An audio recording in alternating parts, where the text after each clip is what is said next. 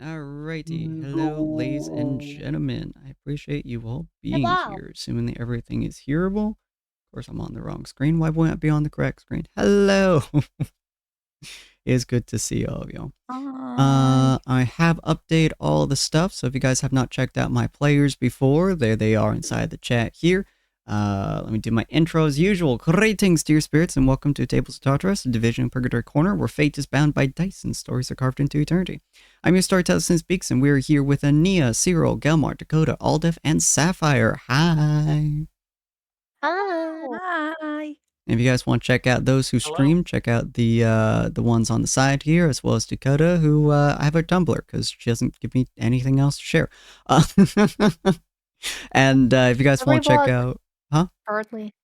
I reblog Birdly sometimes on there. yeah, go check that out. She does a lot of the art, including almost all the art on this page. I think everything but Gelmar she's done. Yeah, pretty much everything but Gelmar she's done on this page. So if you're interested in her stuff, go check her out. Also, welcome on in Ray. Congrats on getting first. Welcome on in Azeroth, as well as Creeper, Pocket, and Azario. If you guys want to check out any of the characters, go check out the pinned message there as well. So take your seat at the table, my friends, and let the threads destiny unravel before you. Every story starts somewhere in here. Your book has a shelf. And for all those who had rated me about half an hour or so ago, right when we were rating, if you guys are still here, I do appreciate you guys for joining and sticking on by the little bit of wait time that we had. I did repo earlier with my friend Pluto. I got rated twice, literally the moment that I was about to raid out. So I was like, whoops. But hopefully you guys have been enjoying the time here. Does anyone want to do a recap of last episode? Because I'm terrible at it. Oh, guys, dude, I should totally do the recap. You should That'd be totally. a great recap. That's such a good. I know everything that happened last episode. Yeah, it'd be great. Some people fought some guys. There was Cyril lore, I think, supposedly. And we got some cool stuff. And Dakota was there. Okay, that's everything that happened last episode. Specifically, whenever Dakota was mentioned, we said that Dakota was brooding in the corner. Very important. Very plot relevant. Pretty much, yeah. Just oh, how's Dakota doing? Oh, they're in the corner. What they're doing? Brooding. Brooding. Teenage hormones, you know. Dakota's a growing boy. He's a angsting. It's a normal thing that happens when you grow up. Yep. Not a phase, Mom. It's not a He phase, did survive Mom. an assassination attack. Yeah. He's still recovering. I guess I can do a brief one, but my memory is also bad, but somehow it is better than Sin's. I'm on record for having really shitty memories. So everyone was at Cyril's cabin that he brought everyone to. The cabin belonged to technically him, but more importantly his wife and child who've passed away a long time ago. So he has held on to the cabin as sort of a memento, not letting anyone else really have it, just sort of, he owns the property. But he brought the whole team there the other day and was like, hey, if you are up for it, we could just make this our new base whenever we're here in Haven. Or Haven? Yeah, Harmonious Haven. Yeah, Haven. Harmonious Haven, there we go. Like, while we're here, and everyone sort of tentative about it, but I was like, okay, I mean, it is a home base. Like, unsure due to the emotional connection, but willing to try. So everyone, like, cleaned up a little bit. I believe Alda checked out the food situation. Very old stove, have to figure out how to use that. Ania figured out how to clean stuff, and everyone talked to Cyril for a little bit, sort of getting his thoughts on the topic, talking him through it. And eventually Gelmar was like, hey, I'm still mad at you, technically, and you have thoughts to get out of your head about all this. I know how to solve this. Let's try to spar. And Cyril's like, okay. So everyone went to watch Cyril and Gelmar spar, and Gelmar, during the spar, turned into his dragon form. But he's hiding it right now, saying it's just a spell he uses. He's not really a dragon, he's just a dragonborn. This is the first time Aldith saw that, so that was very exciting for her. And during the duel, there was a good showing, but Gelmar ultimately won by being very tricky. And Cyril was almost knocked completely out cold, which was very impressive because Cyril's a very good one-on-one duelist. And Gelmar, at the end, when they were going back, was talking, I believe, to either Cyril or Aldith.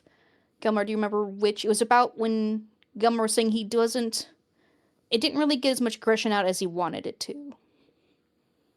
I think he had that comment of it didn't relieve as much as he'd wanted back at the house after everyone had already gotten back.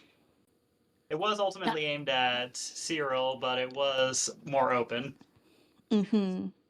Ah, yes, I remember now. So everyone went back to the cabin. They all sort of huddled around the fire, figured out who's going to be staying in what room for the night.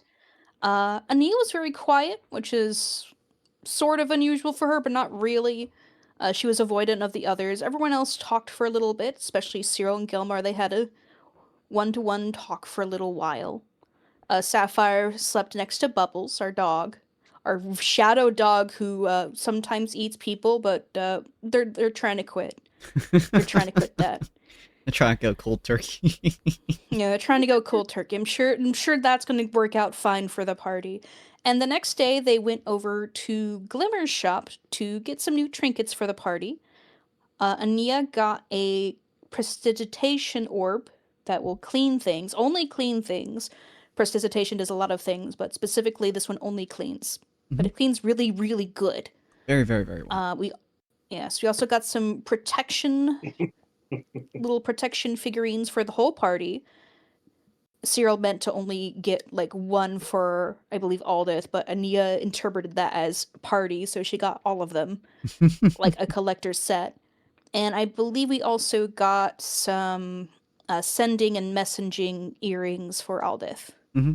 Some fancy, smancy new ones. Fancy, smancy. Version 2.0. And I think everyone went back after that. And if I missed anything, feel free to tell me. I think that was about it. Oh, and Gelmar snagging some carpenter tools as well. Yes. Yes. Bunch of weird little tools, some much fancier than others just really fucking old, but all of them very effective at what they do. It's like to try and fix stuff up at the cabin. Yeah. I'm forgetting. Oh, and Ania used stone shape to make a rudimentary stone anvil for Gelmar outside, and over time she's hoping to make him a whole forge. Hell yeah. That sounds very Creeper's cute. saying you forgot something. Let me know. The redeems, I assume? Right, my I done forgot to fix my redeems, darn it. Alright, let me fix up my redeems Ania also made a stone bowl for Bubbles. Oh yeah. Oh yeah, she used her other stone shape to make a stone dog bowl for Bubbles. Appreciate you, Creeper. But yeah, it has bubbles size inscripted one. on the side of it as well. Yes. So let me take out all these real quick, and then we'll get started. There we go. All right, appreciate you, Creeper. Do remind me too to set this back up later. Huh? Can I have my health back? Yes. You guys can feel free to take a long rest, fix up whatever health that you guys may or may not have had. I think I already did. So there is a new additional thing from my streams right now. If you guys want to look at the stream, if you guys are able to, you guys can feel free to throw any dice onto the field, and you guys can see it on the stream now. Yeah, bye. Us or the users? You guys. The users still can't show the stream, yeah. But it's I can't specifically see it, Sin. Huh? I can't see it. Something must be wrong on my end. Oh no. Hard to say what it could be. Yeah, no idea what it could possibly be, but but is a direct direct connection hilarious. between Foundry and OBS now. So anyone who rolls, it will roll on the screen as well. Specifically on my Hooray. players, which is pretty cool. So you guys get to see, the viewers get to see all the rolls, not only in real time, but you guys get to see how the dice move, more or less the same way that it does on my screen as well. So very, very excited about that. Super, super cool. I spent quite literally 10 hours making this work. There's also a few other Oh my bits and God. pieces that I have that I'm also making work. And that's took up the I need to bulk of change the my time. dice. But the dice themselves took me about 4 or so hours to do. And I actually had to go to the dev and to be like, hey, bud, this isn't working. And he had to go, she had to go, oh yeah, apparently it hasn't been working for 2 months. Let me go fix that. Oh my God. So But the fact it that you took had to like go to an the hour dev. trying to fucking test it and be like, this isn't working for some reason. Only to find out, yeah, it was completely bugged. I hope Sim's y'all have over a here good time. just like, Love man, I D&D. think this is just me. Yeah, I know, right? I appreciate you for being here, Skeleton. It's always good to see new folks pop up. If you guys have not seen previous episodes of this, feel free to head over to Tables of Tartarus. I have 2 campaigns in this world. They're sister campaigns. This one is called Tyrant's Wrath, obviously. The other one is called King's Kindness. They're both on that TTRPG VODs channel. Tables of Tartarus over on YouTube. Every one of our videos is posted over there whenever we do one of the videos. It usually takes about 2 days after we stream the video for it to be posted onto there. Always at 11 a.m. PST. So it's always good to see you guys. Always good to have you guys there. You guys also were told, I believe 2 episodes ago, you guys were told that Sapphire specifically was told that in order to regain some of her memories without just having all dumped into her brain, essentially, going down into the bowels of the Harmonious Haven would be the best way, as going down there kind of splinters reality to a degree because of the god's influence.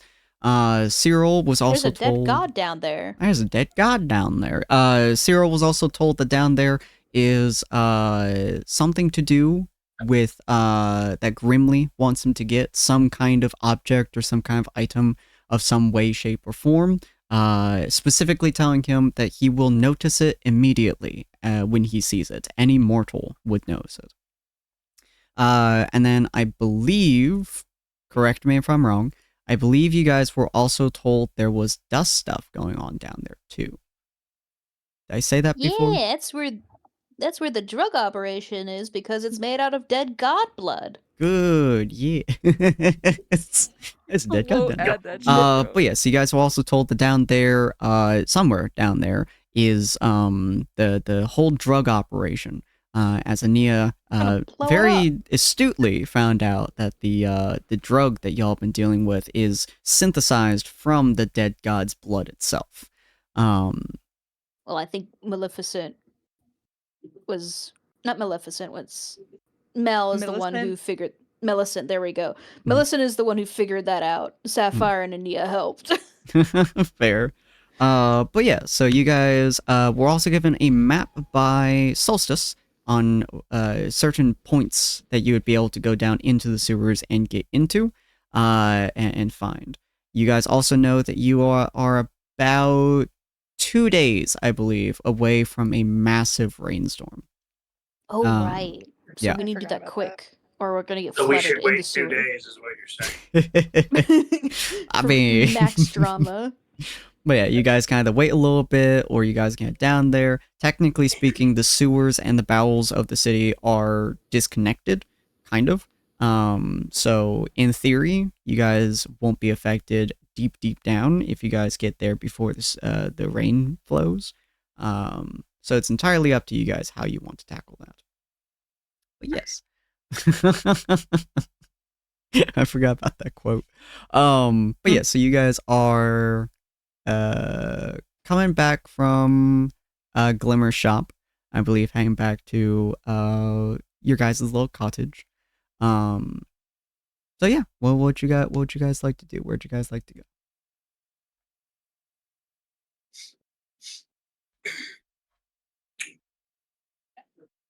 I mean, I think Gilmar's probably going to be looking for somewhere to store the tools so that he can come use them after we get back from our next excursion. You could probably So shove it into now's the not a good shed. time to use them. Yeah. That's fair. Okay. Shoving in the shed is probably the easiest way for you guys to do that. So, oh god, thank you for the hydration. So yeah, you would probably just head over to the shed, shove all your items, all the carpentry tools and stuff like that in there. Stuff you don't readily need at that exact moment in time. Okay. Is there anything we need before we go in? Is there like any officials we need to talk to? Probably not. And Cyril would rather that we didn't. Yeah. Ania's not Because- against that this time. In Because theory, the less people that know we're going down there, the less chance there is that The drug whoever- operation. whoever T is will. We don't even T. know T's involved in the drug operation. yeah. In theory, like, I believe you guys were informed by... Well, you guys were informed by Solstice primarily about all this. So, I mean, you guys could talk to Elisa if you guys really wanted to get official permission. Or Moravia, as those are the two that you have the most contact with. You could technically go and talk to Gregory if you wanted to. Oh wait. Fuck Greg. No. Sin. Yeah. As someone who has lived near Haven for a while, Mhm. is it illegal to go into the sewer? Not technically, no. It is illegal to mess with things within the sewer, like pipelines and stuff like that, without official permission. But being in the sewers themselves is not illegal, but is heavily recommended not to be because it stinks. Ever? It's not illegal. We don't have to talk to anyone.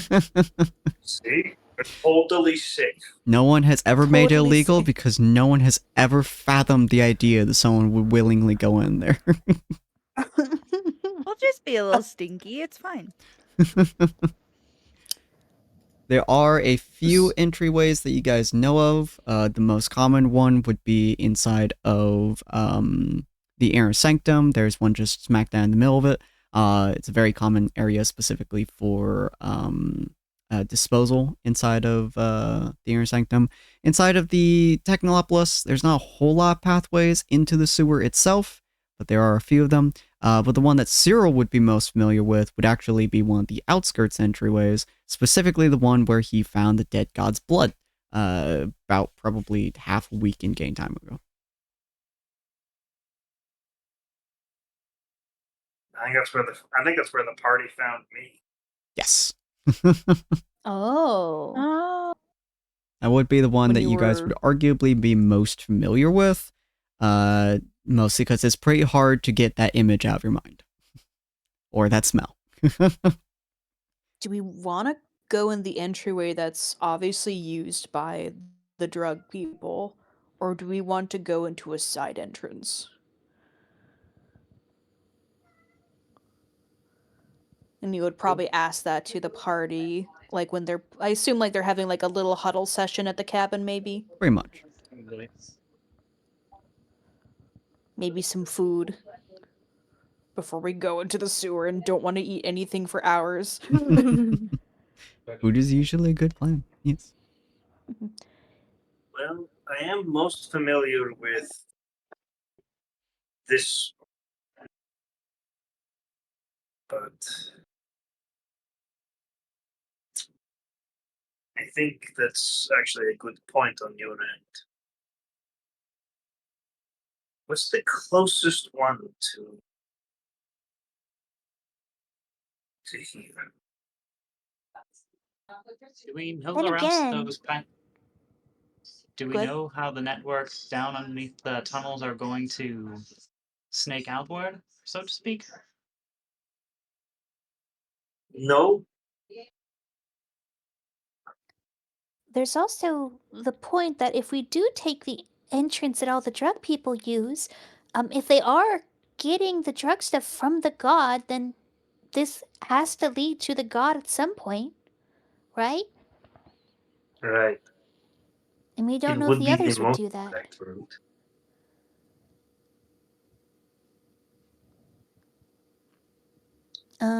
Sin. Hmm.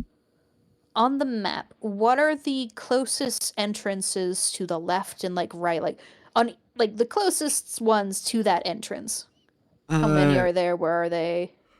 So, let's see. In this, to the sewer itself, there would be approximately 7 or 8 specific entrances. Just kind of dotted around most of Technolopolis. There's like one. There'll probably be one inside of Inner Sanctum because how small it is. There's probably 3 in the outskirts, and then the rest are within Technolopolis itself. They're mostly dotted around.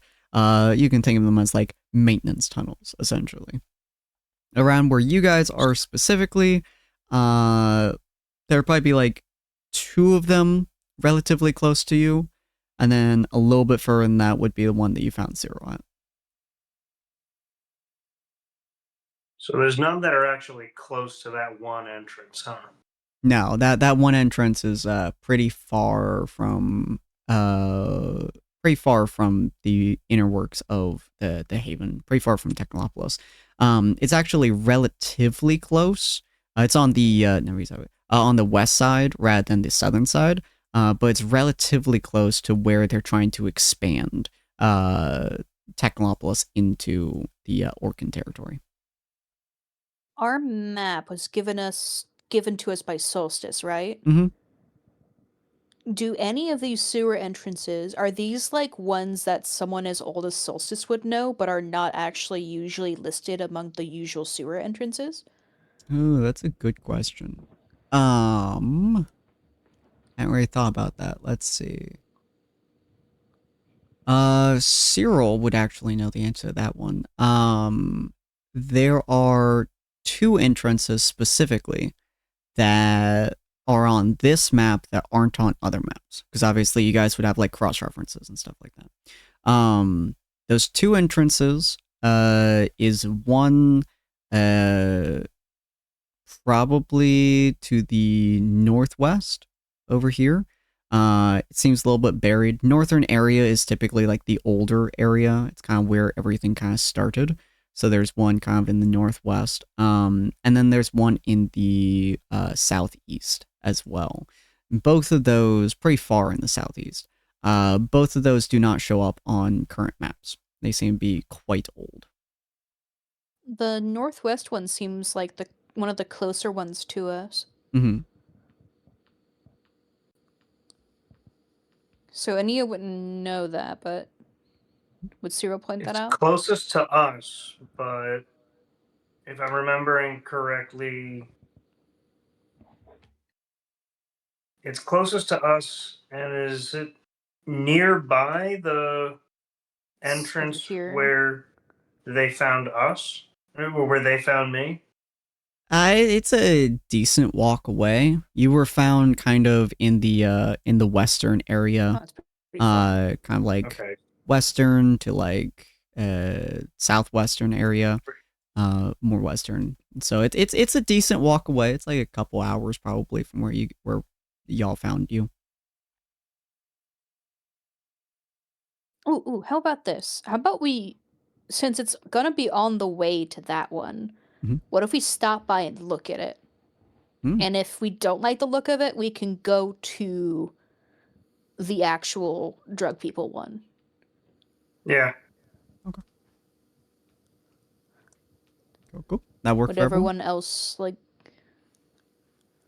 Yeah, because the only problem I have with it is the distance that it would be from what would be the most direct route to where we need to go. Mm-hmm. What are the rest of You y'all's want to know if thoughts? this is like? Oh, good. Sorry.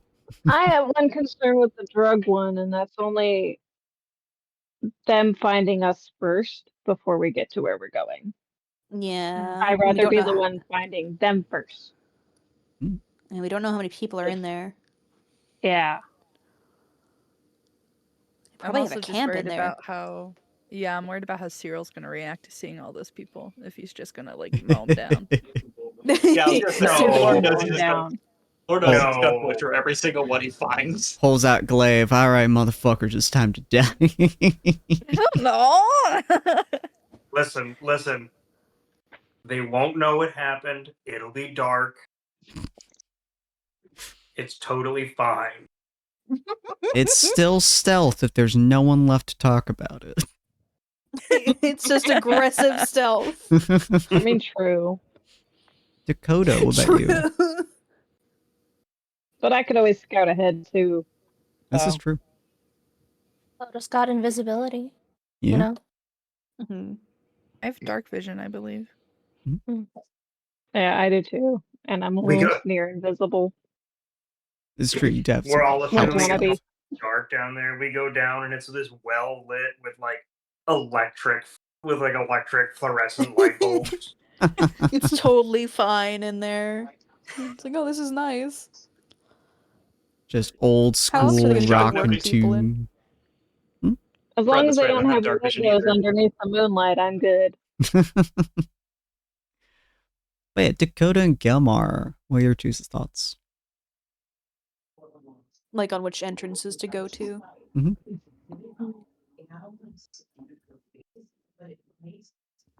I can see a number. Sorry, above game. Sorry. You're good. I can see a number of benefits from going down in either direction. Number one concern I might have is actually above game. We said that the map does not show the underground network, right? The map that he gave you specifically shows 3 entrances to in the sewers themselves, and gives you incredibly crude drawing of the general pathways of most of the sewers. It is very old and not super detailed. I think it was also implied the god's presence might be messing things up down there. Mhm. That's fair. The only real concern I have with taking the main route, following where they go in, would definitely have the most clear trail to the destination. But yes, I do not see it as a potential. I do not see it as a good thing to tip them off too early. Still, if we take a side route, there's a possibility that we might bypass wherever their entrance is. Might not even find it. He says, nodding. I'm perfectly fine taking either attempt. I just need to know which one, and the rest gravitate to.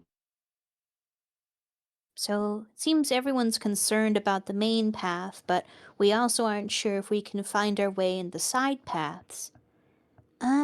Is there any... I mean, it is a god, right? Couldn't we just detect the god? Like, Aldith, you're a paladin, right?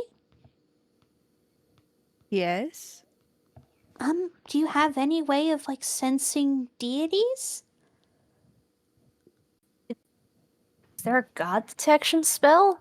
Oh, If I it's don't know. any- Paladins are rare. Well, I suppose that Godsbane guy's gotta have a way to hunt down the gods. Oh, yeah. Above game, I have Hunter's Mark. Prepared. Well, you and I Oh. also both have divine sense. If Oh, worse yeah. comes to worse, I do know that I'm pretty sure I that have Detect paladins Magic. I'm pretty sure paladins get a spell called Detect Evil and Good, and I believe I one of the do, things to yes. detect is Celestials. Mhm. Yep. And I'm pretty sure a god would qualify. Yep, Wait, within hold on. 30 feet of yourself. Wait, Let me... Whiff of the Unknown. Wait, Whiff of the Beyond. Yeah. Whiff of the Beyond doesn't count celestials. Yeah. Yep.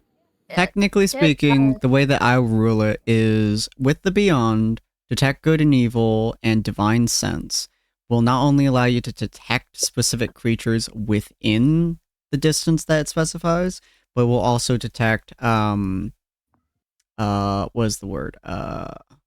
Like scent trails, basically. Yeah. It's the best way I can define it. Yeah, I got my ability to sense those things. Gods are celestial, right?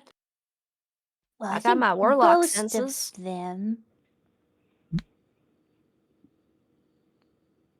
I think that would. We have several people who maybe could. I think I also have detect magic ready, and Sapphire is a really good tracker. If we can find a place where there's been activity, Sapphire could find that, and maybe we could find the main route via that way. So I think we're well equipped to take a side path. Mhm. The only problem is, does it link up at all?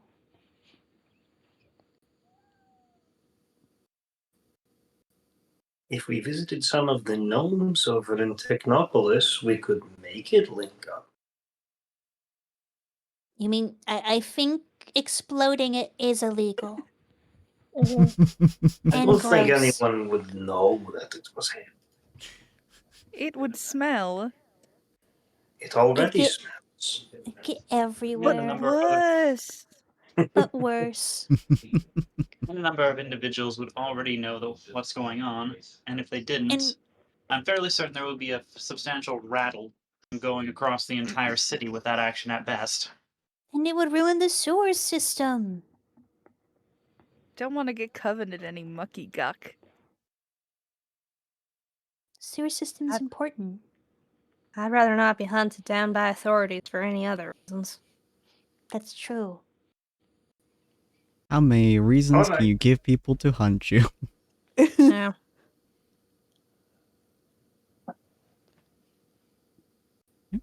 Alright. I mean, we So the have northwestern weeks. entrance is what we're thinking. I think so. We'll just see how it looks. If it's not on the main maps, maybe it's caved in. So we get there and we can just go to the next one. Good idea.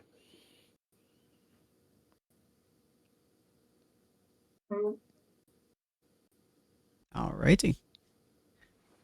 In that case, you guys will start maneuvering your way over there. I will assume that with your travels through Technolopolis in the last multi-hour journey, you guys will have gotten at least some kind of foods or some kind of sustenance that will hopefully keep you going. So feel free, whoever Cyril wishes definitely to. called attention to this weird pumpkin smell. Ooh.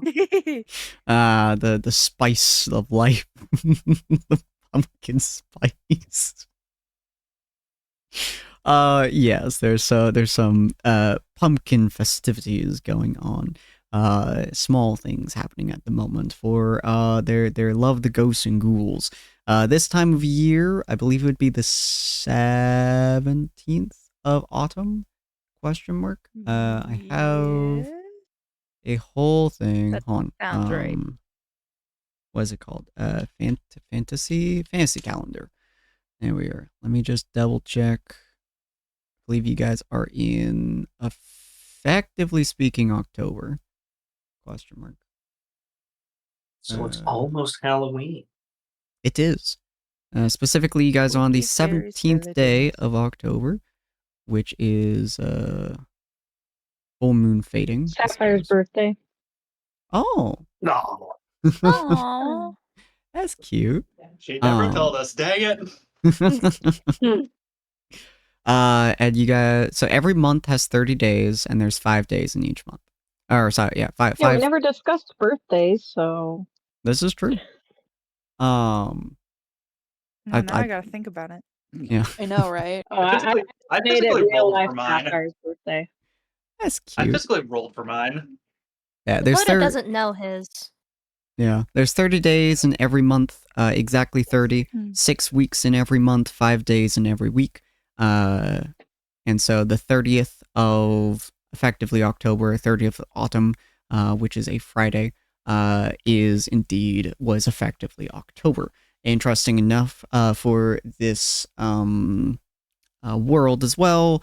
Was essentially All Hallows Eve is what it's called. Trading names because I can. Is also the only time of the entire year where the actual world of spirits and the world of the material world bridges together to a degree for that night. The veil between the realms is indeed lessened for that day. So And don't as do this to me. Is it this day specific? not this day, it's in 13 days in world. Oh, we can go to the druid camp. They probably have a banging party for Halloween. So there is a festivities and other things that do come about near this time. So including pumpkins, including other rituals. Druids get really into it as well. It is not only a time to interact with generally others, but it's also like the Day of the Dead in our world as well, where you interact with spirits, where it's a time where you interact with and give credence to previous lives and those that you miss and those that you wish were still there. And it's kind of an idea where everyone from your past is watching over you, for better or for worse. So as the month comes to a close, a lot of people tend to, especially the last week of the month, the 26th to the 30th, a lot of people tend to take that week and spend it pertaining to their fallen family members. Orcs do a whole different way. They actually do like ritualistic combat for almost that entire week. Gnomes tend to take that time to show their inventions to spirits, whether or not they may be there. Elves don't have it. Specifically, high elves don't have this because their spirits are literally their grandchildren. So high elves are a little bit weird, but wood elves basically just talk to trees. Like they literally talk to the nature, as that is effectively where their spirits have gone on to live. And Oh, we know where Gelmar's going to be that week. Don't question it if Aldous. Yeah. So every race has a slightly different way of doing it, but especially in Harmonious Haven, it is primarily just a time to spend with those who have passed on. Whether or not they are actually there is debatable, but is a belief within the whole town that is what you do for most of the month, but especially at the end of the month. And they view pumpkins, and especially carving pumpkins, as a way to create vessels of sorts for the spirits to spend time within, if that makes sense. I don't think Dakota would know any of this, actually. No. I don't think he's familiar with this at all. If Aldous starts talking to a tree, don't worry about it. Yeah, you would have no idea. No dressing up? Huh? No Gelmar costume? definitely would. There are no costumes. No, not on this world. I mean, you can add costumes if you want, but most adventurers wear costumes anyways, so it's not a thing that fell into fashion, essentially. But Dakota and arguably Gelmar would probably not super... Dakota would not know of it at all. Gelmar would only have vague knowledge of it, I would say. It's not something If that. Yeah, if that. The rest of you guys, especially Cyril... He lived out in the wilderness. Yeah, Cyril would know of it because he's embraced it so often, and the rest of you would know it because you have ties to Wood Elves, and they are the primary ones who do this festivities. Just because they love the idea of the spirits. Their spirits are always watching them, but How long has Sapphire been without her memory, or how long has she been with her new memory? 2 years, Sapphire?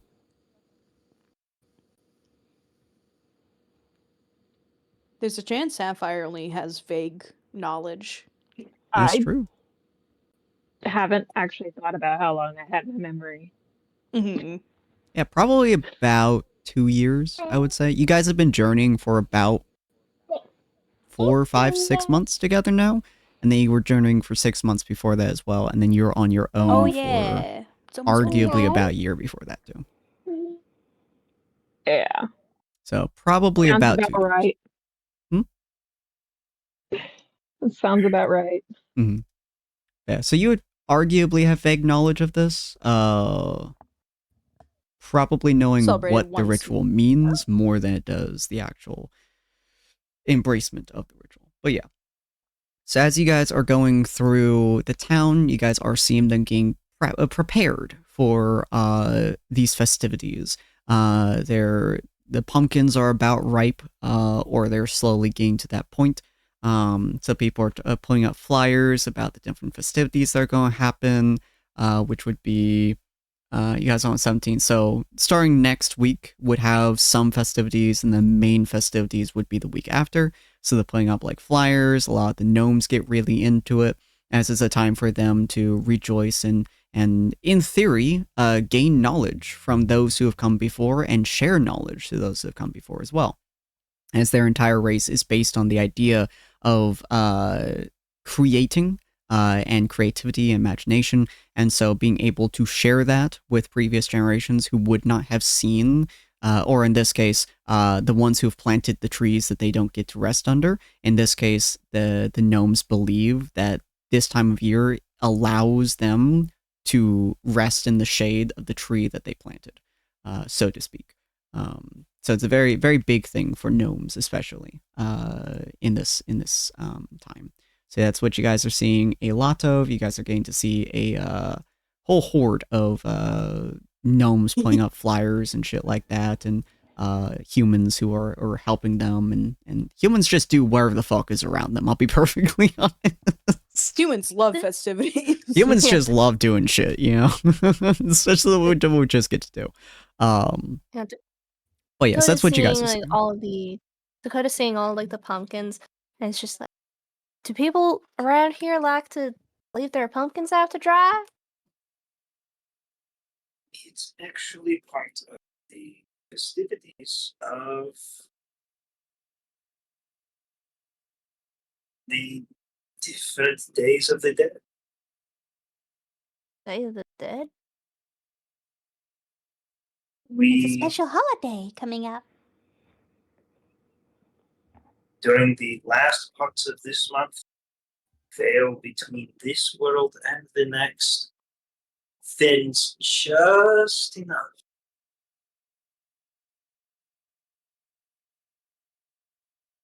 This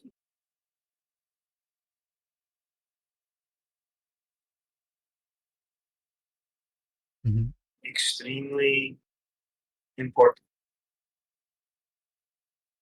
Hmm. None of the souls are going to be coming back for bloody vengeance, right? No. It's about remembrance. But it can be fun too. He places a hand to his face. I'm going to make an extra large sigil. Most of the Grandmaster of Flower just for that day. Oh yeah, that'll be good. Pardon me for asking. Having a little bit of trouble understanding. Why would people want to remember dead people? That's, I don't know. That's just kind of depressing and/or scary. Ania laughs a little bit. Aldith will tense up at that question. That's understandable that you would be confused. I think it lets us hold on to a little bit of hope.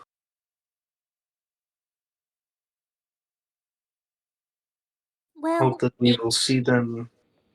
Hope that we can see them, that we can talk to them once more. I like to think it's also about remembering good times.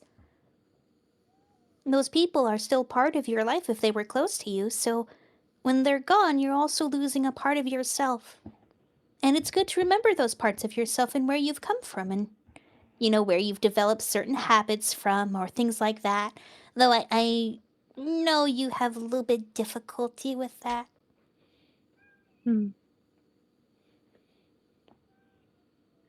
He kind of like glances off to the side and fidgets with his gun under his cloak. But for a personal example, well, my dad passed away when I was younger, so he's someone I always think about around this time. Mm.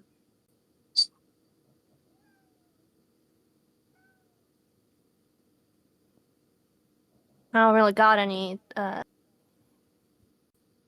folks I can have any thoughts or remembrance about, unfortunately, but it's definitely a real fascinating event.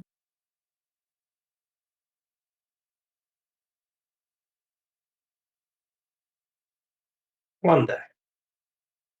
That's sad to say, even if it is true. You guys are going to be wandering down for probably about half an hour or so. So chit chat for just a moment while I go and take a bathroom break. I'll be right back. Mm-hmm. Not the bathroom break. Oh man.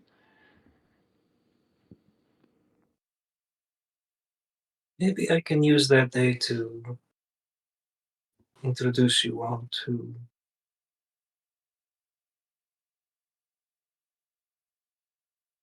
my wife Have and son. Have you been able to contact them before? Tangibly? No, but I visit them usually twice.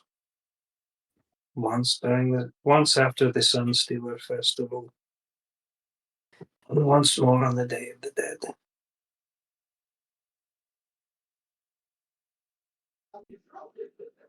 But he had something I've been wanting to ask him for a while now, but it seems a bit private and matter. Screw it. Good. Yeah, Did- screw it. I'm going to use the message earring for this one. Send directly to Cyril. Is that your connection to Erwin?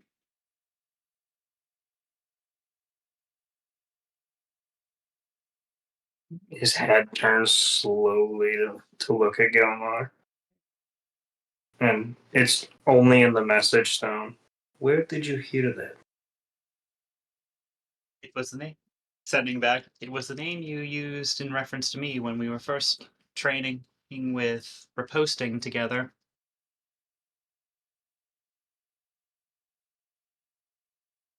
And then it's kind of like everybody gets to hear the last half of a conversation over the phone. Oh, that's right. At first, I had assumed it was a slow-learning student, but thinking about it, it felt a bit more emotional than that. What? That was once again through the message stone. Mm-hmm. Okay, so Ania just responded to Cyril being like, "Oh, that's right." So it'd be like slightly less that, and we're like, "What?" Gilmar was asking a question, something that I hadn't even realized at the time. In private? When we're right here?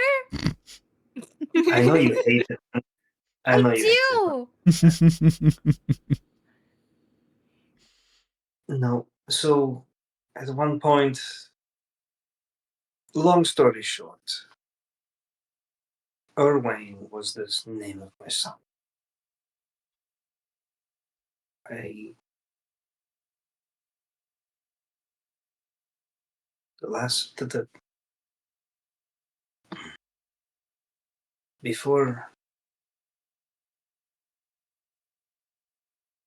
Before his first adventure, I had been lucky enough to train him myself.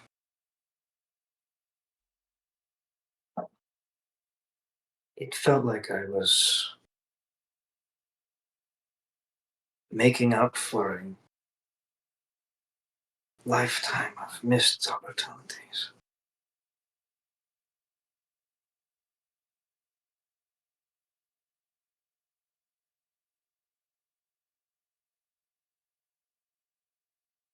I tried to stop him. And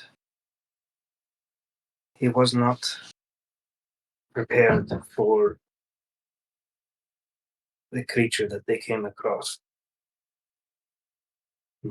Mostly because the information they had was incorrect.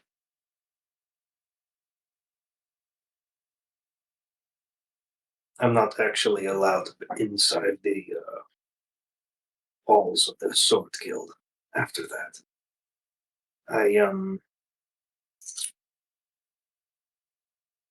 Well, it was about one step. No, it was roughly the same as the camp.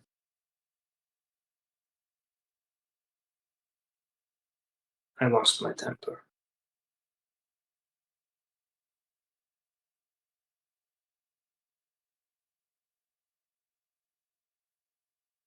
And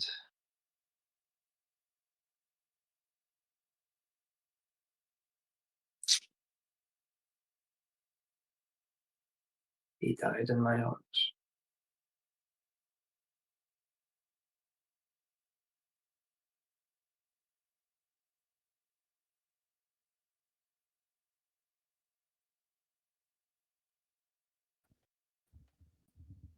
I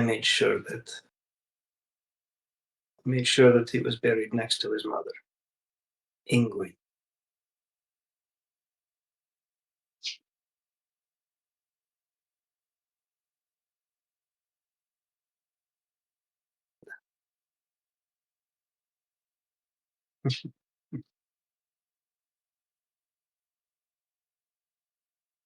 Nia pauses and like looks between Gelmar and Cyril, and she's like slightly glaring at Gelmar, like, "Look what you did." She doesn't say that, but it's like that sort of look. You made him sad, you asshole. He's monologuing again. Yeah, I know, right? Elvar has a hesitant look on his face. Doesn't seem to register Ania staring at him immediately. He has a look on his face that tells you he wants to try and comfort him, but he doesn't know where to begin in that process.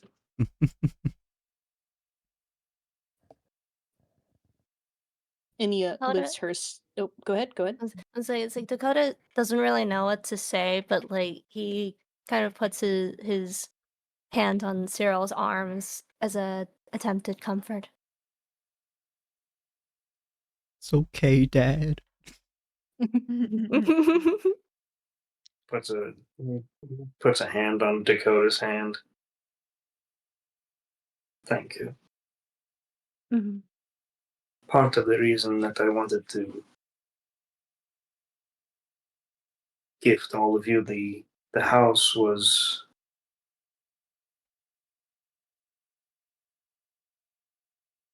I wanted to make sure you had a home. Something that you hadn't been allowed to have. Dakota looks down at that.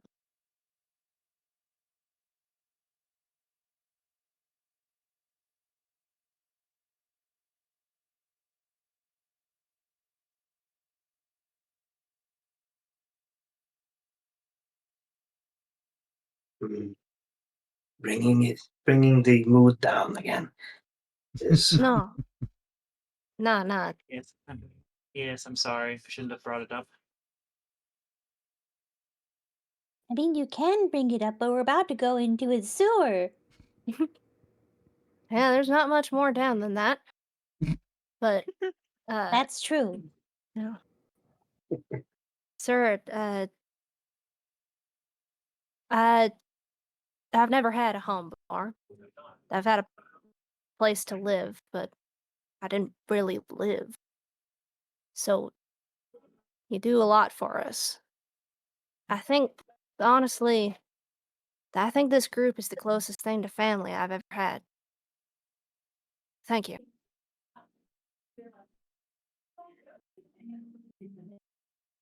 you're very welcome.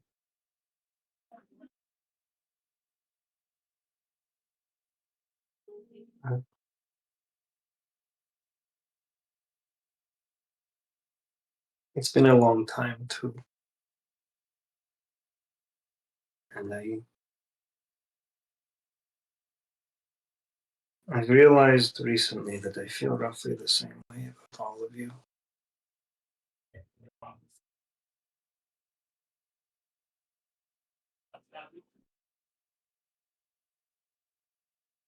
Multiple near-death experiences does that to a person. Yeah, one of them caused by me. What's a D&D found family without a couple of murder? Player Without stabbing Player your Listen, all I child. needed was a punch combat. in the face. What's Yeah, family all the without punches attempted are- murder? Anya does take like a step away at all the family talk though. Oh. But she's Aw. quiet about it. Aww. Alda's been wiping away tears this whole time, by the way. Oh, the baby. Aw. She's like, because it's just so many like emotional concepts to her right now, and she's just like, she's crying. But I will say she doesn't step away, but she definitely hesitates on the whole family talk as well. Mm-hmm. Slightly disconnected, just like, I'll stay over here. Is the path we're walking on stone or like cobble? Yeah, you guys are still in Technolopolis, so yeah. Anya, in an attempt to brighten the mood, like goes ahead of everyone, and she's like sort of walking sideways, and she touches the tip of her staff to the cobble, and so she uses Mold Earth to run around a lot. But another function of Mold Earth is drawing pictures. So she has these like pictures that are slowly like being colored out as she walks, and it's only like a 5-foot cube, so they fade away and about a person's length away from her, but she's sort of like making a little fun color trail, like little flowers spring off or just little swoops of color and stuff. Aww. As they walk, trying to like lighten the mood. That's so cute. Look at that. It's magic. Magic. I love that. Magic. Magic. That's what we're fighting for, right? What?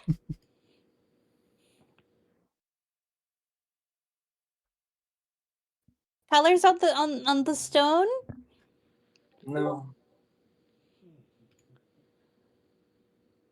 Merely the freedom to do that. That's fair. The safety to do.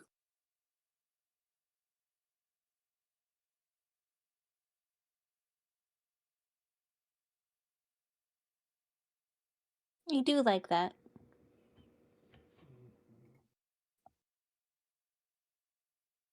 You do see a lot of folks running about. Obviously, it's like either early morning or afternoon. So it's sunny. The small children are definitely awake. Oh yeah, for sure. So there's like a lot of folks who are just like running back and forth. Some with like basically like sticks with cloths on them that have like imagery or somewhat waving around and shit. Some of them pretending to sword fight or whatever. You know, the usual shit the kids would do as their parents are off doing what the fuck they may be doing. 6 eggs. I eat 6 eggs every morning. But yeah, just like random kid shit that happening. They like run on past you, laughing, cheering, all that fun shit. And yeah, it's just like super cute. Okay. If there are kids sword fighting, could Alda walk up to one of them and correct their sword fighting stance? Absolutely. Full armor.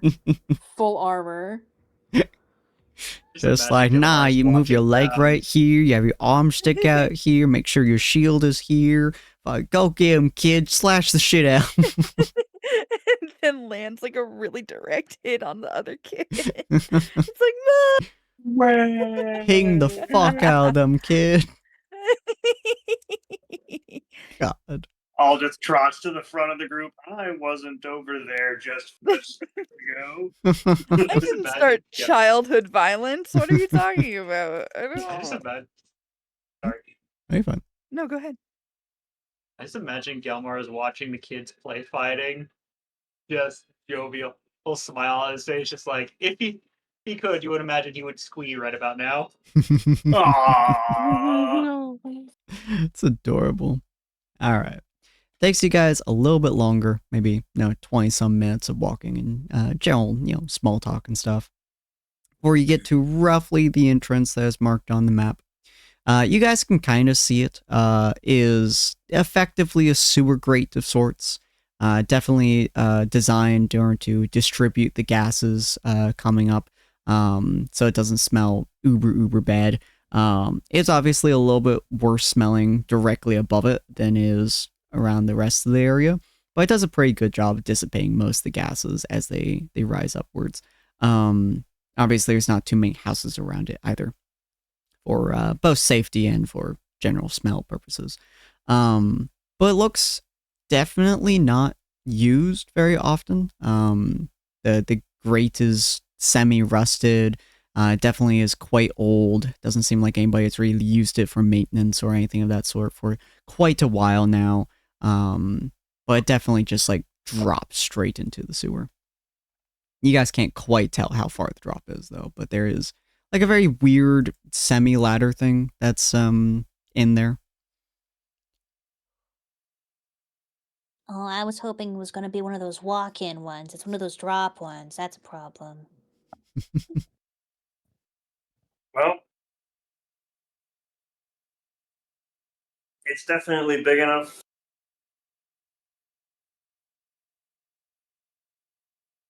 Well, unless we want to go look for another pipe. There's only one way in now. I'm just gonna start going down the ladder and fitting my antlers inside the hole.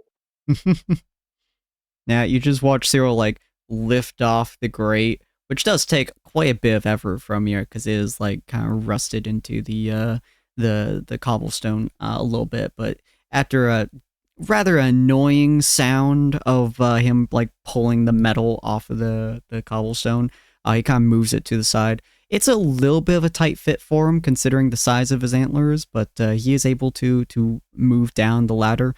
It's a little bit compressing on him, but it's not too bad. It's not too bad. It's a little bit nicer than you thought it would be, to be honest. It smells like shit though, but Literally or figuratively or both? Both. Smells pretty bad. All right. Yeah, I'm assuming you guys want to, as you guys go down there, have possibly Gelmar be the last one to put the grate back on top. Oh, that's a good idea. Ania does equip like her makeshift mask she carries around, Mm-hmm. and I do have a question. Mm-hmm.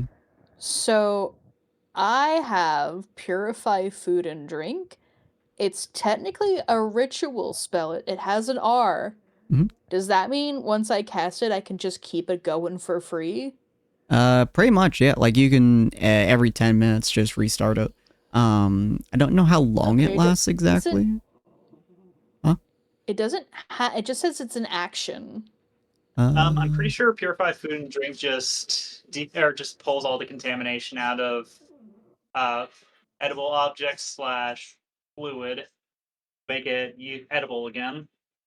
And I don't think it needs magic to maintain that effect. It's just you do that. Yeah. If you're doing it to like plants or something of that sort, you can just continuously do it every 10 minutes or so. Okay. If she's like walking along the sewer, can she just purify food and drink as she walks? Yeah. To like reduce the sound? Or then that's not the smell. And make it less gross. If you have something like near your face, like what were they called? Gelmar, the Crooked Masks guys from you'd know them, the medics, the old school medics. Oh, Plague Doctors. Plague Doctor's Thank mask. you. Yeah, the Plague Doctor's mask where they used to like shove like flowers in there and stuff in order to make it so they could breathe while in very bad. So it had something similar to that, and you just kept Actually, huh? Don't you have Druidcraft? No, she does. Oh, I do. What's... Doesn't it have an effect that allows you to create the illusion of a smell? Oh, yeah. Yeah, you could just do so that I can just within at 5 least, feet of you. Yeah, okay. And that's free as a cantrip. Mm-hmm. Yeah, you could just So make specifically the space around you just smell nice. She doesn't do that because there's gonna be inevitable whiffs. So she just sort of cancels it out. Like, Fair just enough. general, like, normal city smell rather than trying to put potpourri into the terrible tunnel. So it's just much nicer around her. Yeah. One man's toxic sludge is another man's potpourri. Yeah, it doesn't But yeah, she smell does that. super bad for you. The rest of you guys, it smells like the sewers. Because, I mean, you're in the sewers. But it's pretty alright for the most part. I can guarantee that at least Cyril has smelled significantly worse than all this. But let me bring you guys to the... Sewer map. The sewer, if I can find the fucker. The next question of the day is how long of a bath do we all need to take in order to get the smell out once we leave? Oof. Is there a bathhouse in Haven? There is not Camille bathhouse now. It's gonna be smelling worse for days. Oh. This one's It's taking gonna a little look bit like the longer. bathtub scene from Howl's Moving Castle. There we go. Oh, right. The people in here. On. Goobers. There we go. No, Get the not the Coopers out of here. goobers. Get the Coopers out. Yes. We're not So- the only ones down here. Well, you know, that's where they started. But yeah, That was so like their second episode. yeah. Well, they're Oh. coming back down here eventually, guys. I hate to break it to you. I know, right? So it's kind of a unpleasant sewer. I mean, any sewer is unpleasant, but it's definitely kind of gross. The water next to you guys is green. It makes some weird sloshing noises. It splatters onto the cobblestone every now and again. It's generally unpleasant. It's kind of humid down here too. Like, it's kind of warm. Your sweat is kind of sticking to your skin, which is just generally unpleasant. Definitely not the worst experience you guys have had, but it's definitely not a good feeling. Your voices also echo off the walls, because the general shape and general form of the sewers themselves. So any time that you guys start talking, your voices go quite a distance, and kind of echo and bounce around the area, giving you guys like an echo effect to a degree, which is somewhat unsettling. But again, it's like passable. Trying to find your way down here though is kind of a pain. Everything looks almost identical. Almost every pathway is pretty much the same. The map is relatively crude, so it's not the easiest thing in the world to navigate. Thankfully, you guys do have a master tracker with you. Sapphire, if you would like to give me a survival check at advantage, feel free to do so. As you attempt to navigate this situation. I assume that you would have the map, considering you would probably be most familiar with trying to navigate relatively similar terrain, considering, you know, forests. So, I don't think the rest of you guys have a whole lot of experience with map tracking. I promise Gelmar does not. So heck, this is where her ranges in general just excel. Wait, navigation. They were the kings of navigation and traversal. What's up to go? I could swear I had a thing for tracking people. You have specific okay, ones for not that. tracking specific people, but this is map Yeah. tracking. Yeah, that's fair. Mm-hmm. Oh, Yeah, map navigating. I'm like I a suppose. hunter. Ooh. Hold on. I got. Okay, good. A 15. All right. 15 is very good. Even with a relatively low roll of 11, that is a very good roll. So you guys are wandering throughout the sewers. It is very annoying down here more than anything else. You guys did get here in midday, so everything's a little bit warmer than you would expect it to be. But Sapphire is navigating very, very nicely. There's like a lot of twists, a lot of turns, and honestly, for about 20 minutes, you guys are fairly confident. You have no idea what the fuck you're doing. You have no idea where you're going, any way, shape, or form. So you're pretty much just all like single file behind Sapphire as she is taking left turn and right turn and U-turns and all kinds of turns and stuff. After about 20-ish, 30-ish minutes or so, you guys do eventually end up at what appears to be a crack in the wall. It is definitely where the map says an entrance to the underground or to the bowels should be. At least based on what Sapphire can tell from the map and from the general layout of this area. But to you guys, it just looks like a decent sized crack in the wall. Nothing super fancy. Is there any water leaking out of it? Not that you can see, no. What about like a breeze? As awful as it might be. I would say there would be like a faint like breeze, like a very, very soft flow of air. Mhm.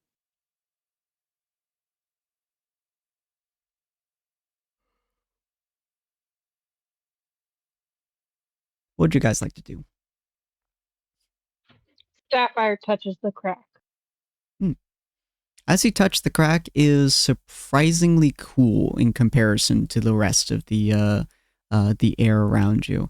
You definitely do feel that very soft breeze against your hand. There is definitely something on the other side of this wall. It is a relatively small crack, so especially get someone like Cyril, who's relatively large to get through, you guys would have to widen the crack in some way, shape, or form. Ania's stone, what was it called? Yeah, stone shape could probably do it. Or you guys could brute force it.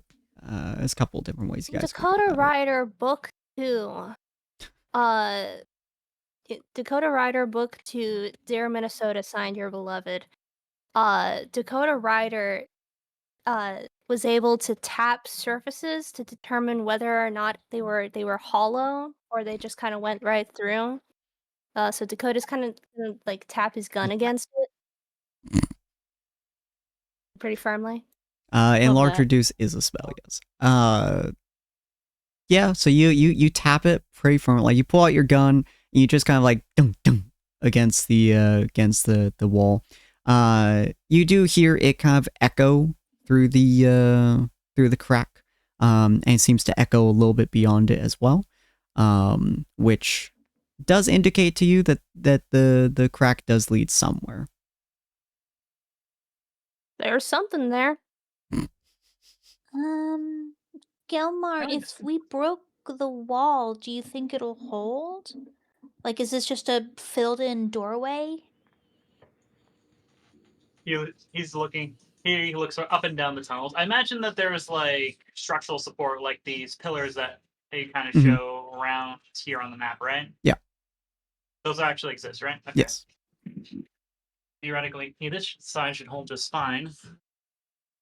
If you're that concerned, take a couple steps back. But I don't suspect this is the direction that that group wandered in from. Surely the tunnel would be open if that was the case, unless they have some way of teleporting or getting through the crack. Oh, I don't think they went through here, but this could still lead us to something. Like, it's sewers. They all intersect and stuff, so maybe this is just a dead end on their side, or they think it is. Well, I'm digging for with that spell of mine, but I'll need folks to make sure that no one is coming down this direction first. I can't say that I can see exceptionally well in this light. What spell? Oh, the transformation spell I've been using, the brown rune. You're not gonna use that in here. I can just open it. I thought you were just gonna hit the wall down. I mean, I could try that as well, but chances are it's a bit more stiff than that.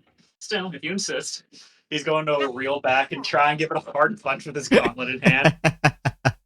And Nia's like half trying to talk and like semi panicking. Feel free to roll me a strength check, my friend.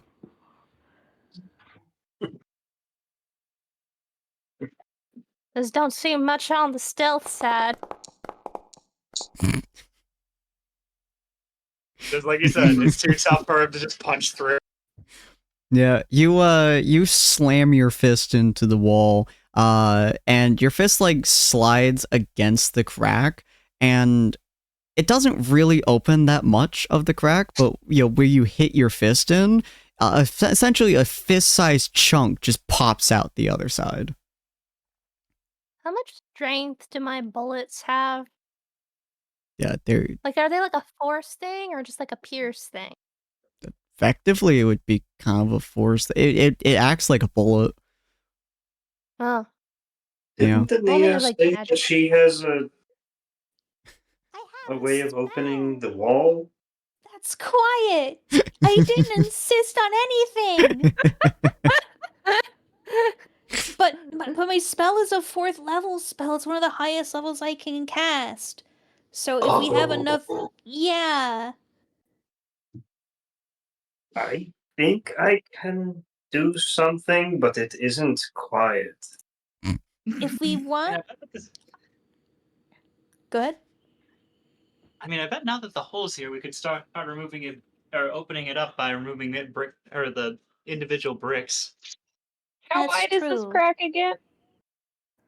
This crack is about probably 5.5 feet tall. And it's probably about like a foot wide at the moment, maybe a little bit less. Oh, okay. So if Sapphire went in sideways, she could fit. With great difficulty, but yes.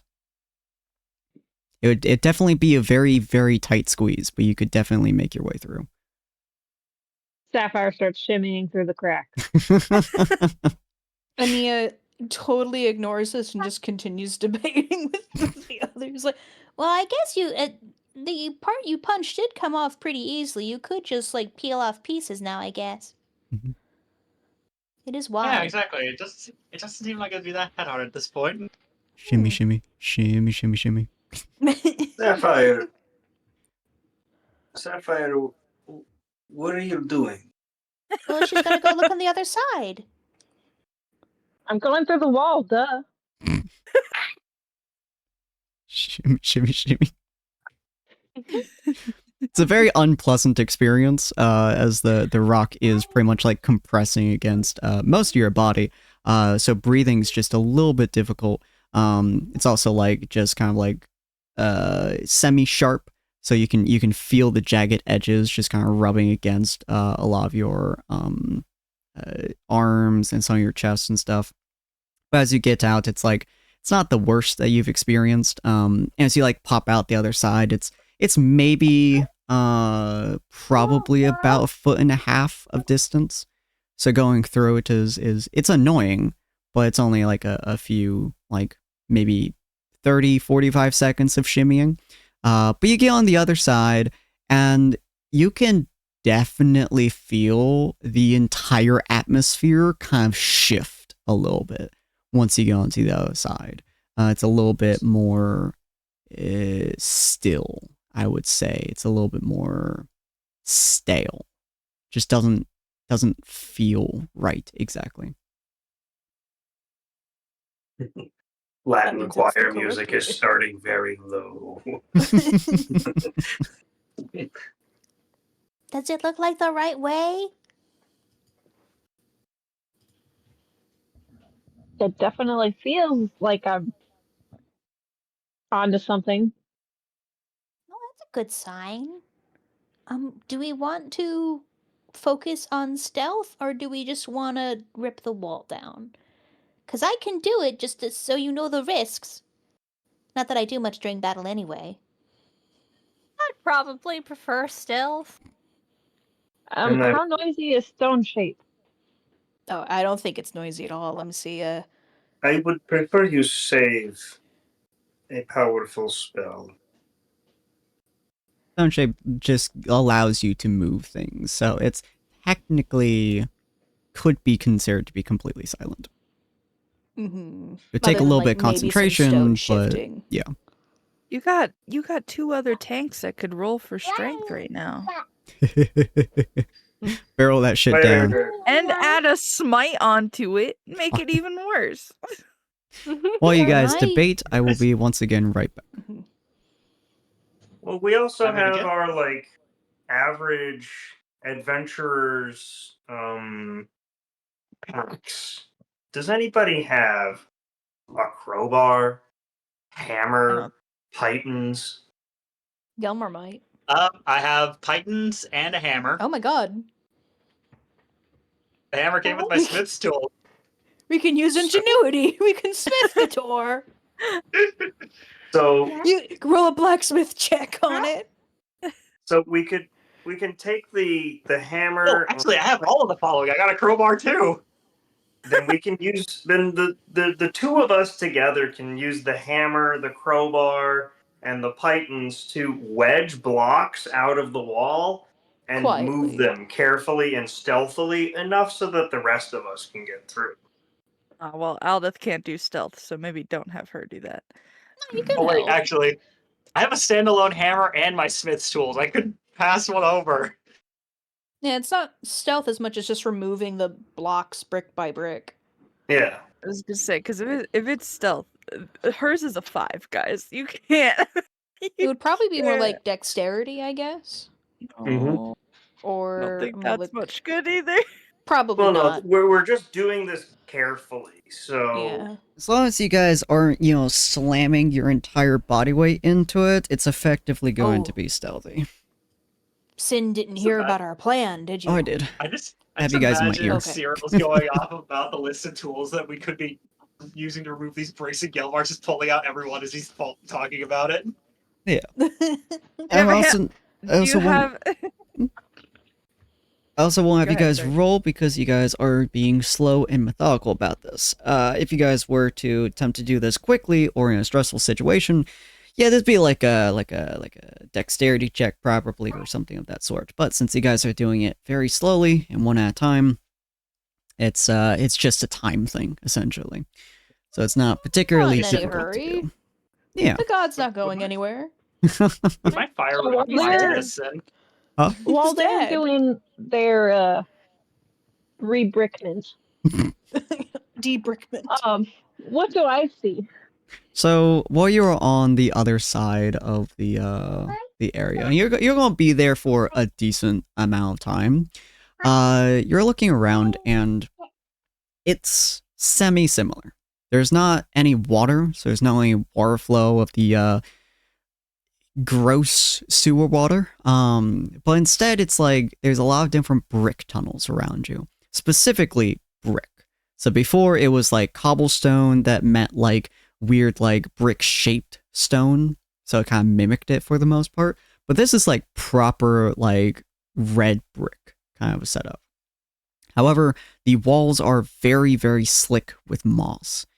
It's that same weird semi-bioluminescent moss that you guys been dealing with a little bit earlier. It doesn't seem to really react super hard to your presence. So it seems like it might be a different form, a subspecies of it, that are just kind of like Continent over. yeah. And so it's like a weird pseudo light. It's mostly glowing anywhere between shades of blue, purple, and green. So it's like making the walls and colors just like weird. Because of the moss on the side as well. None of your voices are echoing properly. Everything seems to be kind of getting stuck after a moment. The air is extremely stale, and if anything, where you are right now feels even more humid. So like it is just like really sticking to your clothes, which is just deeply unpleasant. You do hear a very faint thrum of water somewhere nearby. You have no idea where it's coming from though. You have no ability to tell. This almost feels labyrinthian. Is that the right word? Labyrinth? Labyrinthian? It's maze-like, yeah. Labyrinthian? Labyrinthian, in how it's structured. So after like the first like maybe 2 turns, you can't hear or really feel anything around you. Effectively, it's going to be really hard to navigate this whole place from what you can see. In several languages, which you're one of the only people in the entire team that would be able to know each of these languages, because you speak pretty much all of them.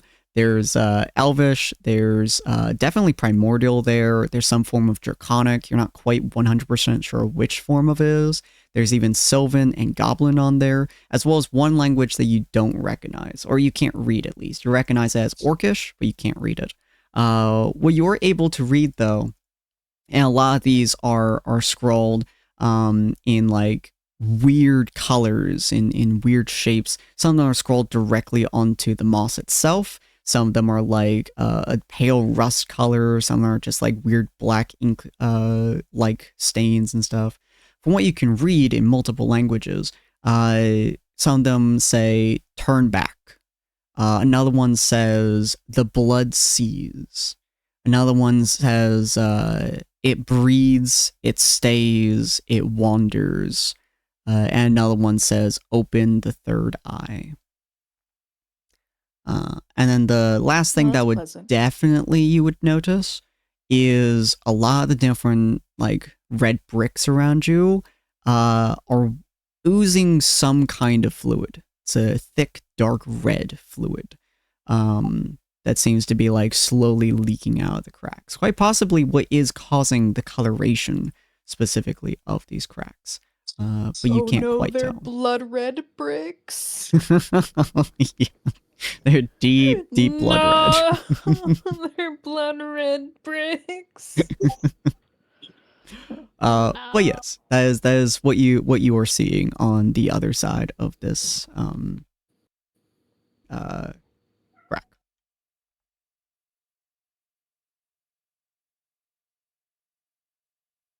Oh, haven't talked so much today. Okay, so you said there were like other tunnels. Yes. So from where you are standing right now, it goes down about probably 20 feet, and then it turns to the right, and then another 20 feet, and it turns to the left. Pretty sure that's I can see that far. Yes, that's about 40 feet from you. You can see, I believe, with dark vision, you can see about 60 feet in front of you. Okay. And yeah, about 40 feet is where your current road ends, and then it turns sharply to left. 20 feet in front of you, it turns sharply to the right as well. And you can't tell what's beyond either of those. Okay. So how long do we think that it's going to take them to take the bricks down so they can get through? Cyril and Gelmar, both you roll me a flat d20. Question. Since I'm using a couple of my proficient tools, can I add my Fire Runes passive to this? Sure. Cool. Well, add +3. Oh, they're good. That's You're nice. good. That'll work. Good job. So Cyril's having a little bit difficult time. Cyril, you're more used to just literally throwing yourself at the problem. So this, precision work is just not your kind of thing. So essentially, a lot of times you're just holding the crowbar and just putting it in place while Gelmar takes very precise whacks at it. It works. You're a little bit slow about where the positioning is, but Gelmar, precision work is your baby. This is not quite what you've been doing most of your life, but you could definitely take most of the skills that you've been doing most of your life and apply it to this. So you are popping out different sections. You are just going at it like a man on the town. It's relatively loud for where you are right now. Weirdly enough, Sapphire can't actually hear much of what you guys are doing. The sound kind of gets over to her and it just kind of fades. Behind you guys, down the sewers, though, it's definitely echoing. Like, it's ringing down there every time you slam a hammer into the crowbar. It's pretty damn loud behind you. But it would take probably about 20 minutes. 20 minutes of you just pounding away at this wall. Much faster than you thought it was going to take based on how you were doing earlier. But definitely not the fastest.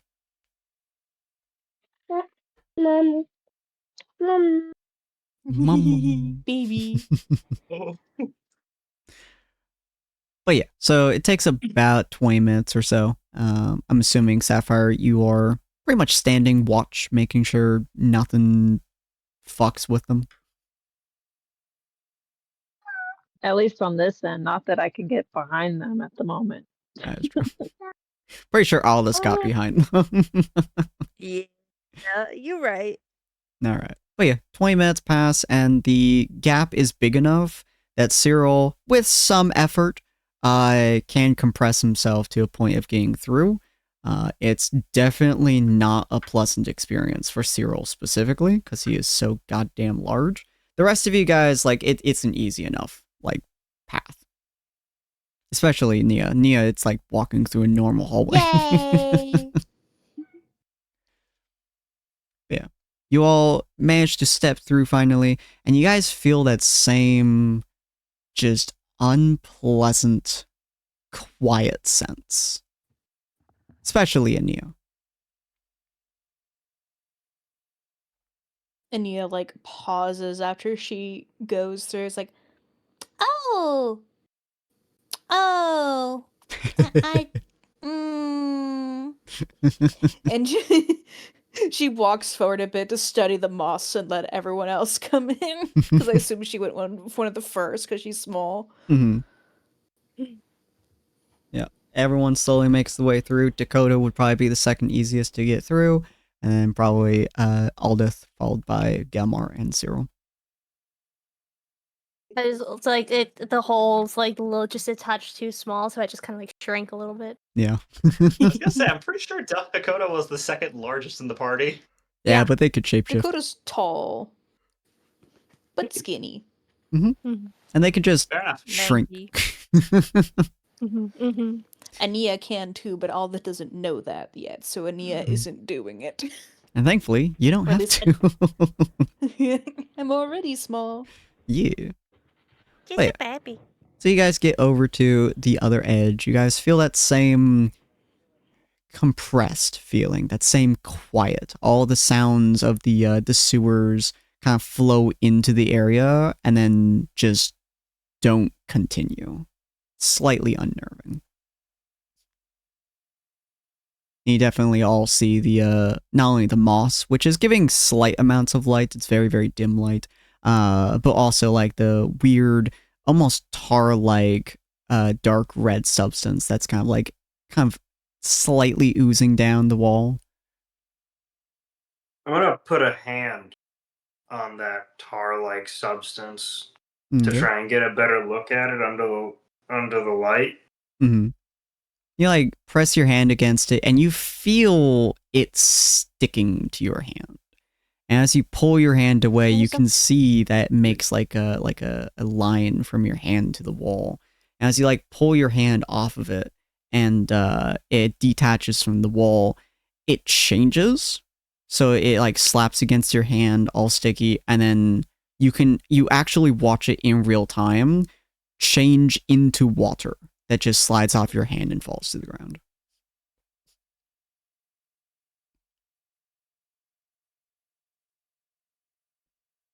Huh. I did not see that coming. That has to be the most dubious fluid I have ever seen. Probably blood. Well, and the moss, the last time we saw this moss, that was not a good sign. The moss was fine, I think. And Ania's going to study it, and especially its relationship to the fluid. Okay.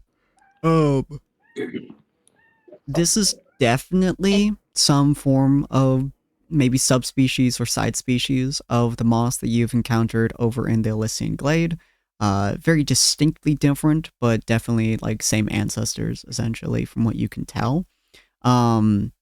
It seems like it's like the roots of it are buried within the bricks themselves, which is probably how they're getting some form of sustenance, as well as the just generally thick and generally moist air is probably sustaining them to a degree. But from what you can tell, the tar-like substance does not seem to have any connection to it. Okay, it's not like burning it or flourishing it or anything like that. No. It's just there. Yeah, they seem to be coexisting, but without any connection. So Ania's going to give the moss a little tap with her staff because she remembers in the elven area, it did like a wave. Mm-hmm. It seems to do kind of something similar here, where when you tap it, it like glows for a second and then spreads out for about 2 or 3 feet. And just kind of like glows a little bit before it fades. Okay. This seems similar. And she takes out one of her vials and tries to get some moss in it now that she's seen it in more than one location. Mm-hmm. You can get the moss in there relatively easily. You like pluck a little bit of it, put into your vial, and yeah, it seems to sit in moss. there. Mm-hmm. Yay! And she like gets a little bit of like a wet piece of moss, puts it in there, corks it. Mm-hmm. Look at that later. Gonna study you, buddy.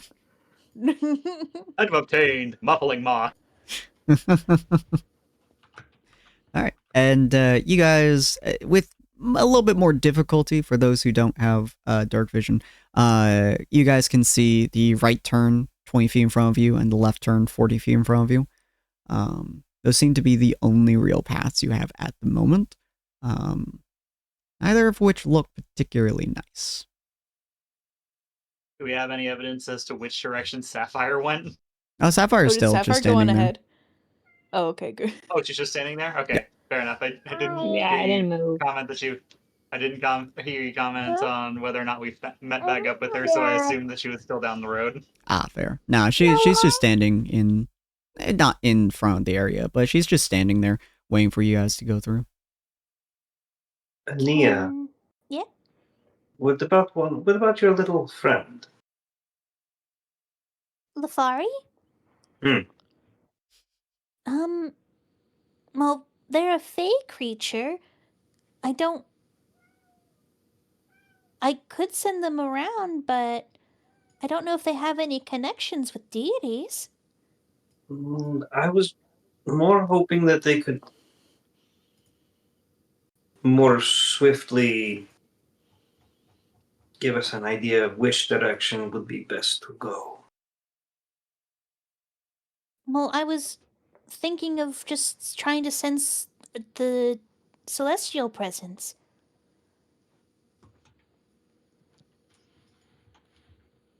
Or do we just want to try all the paths? At this point, I wouldn't be convinced if it's already all around us. That is fair. It is leaking out of the walls. At least I think it is.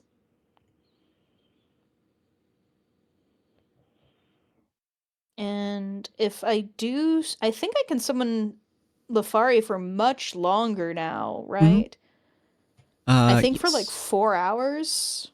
I believe so. Let me see. Wild Companion. I think it's halfway. Yeah. The familiar disappears after a number of hours equal to half your druid level, so 4 hours, yes. And you can use it as many times as you have Wild Shape, which in this case I believe is 2. I think so. Ania will, however, bring up. You do remember that Lafari isn't very stealthy, though. There is that.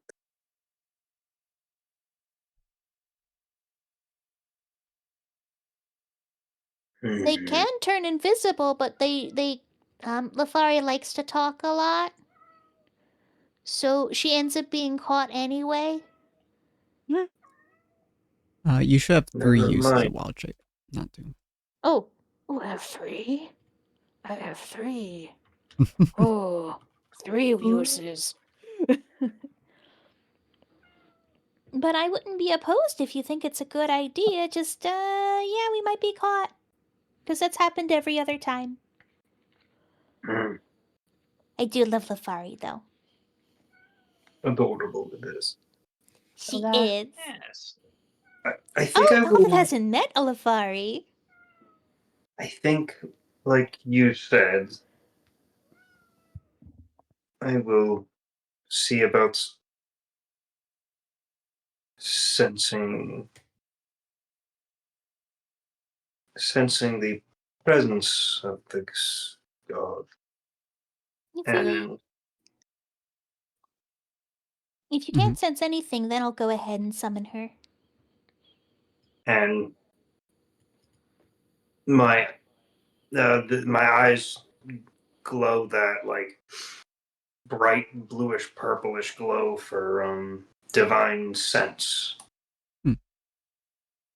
And Can Aldith do that as well? Yes. it's a paladin feature. Well, yeah, I meant like, is it okay if she Yeah. also does it along with Cyril? You are more than welcome to do so. Yippee! And how your one manifests is entirely up to you as well.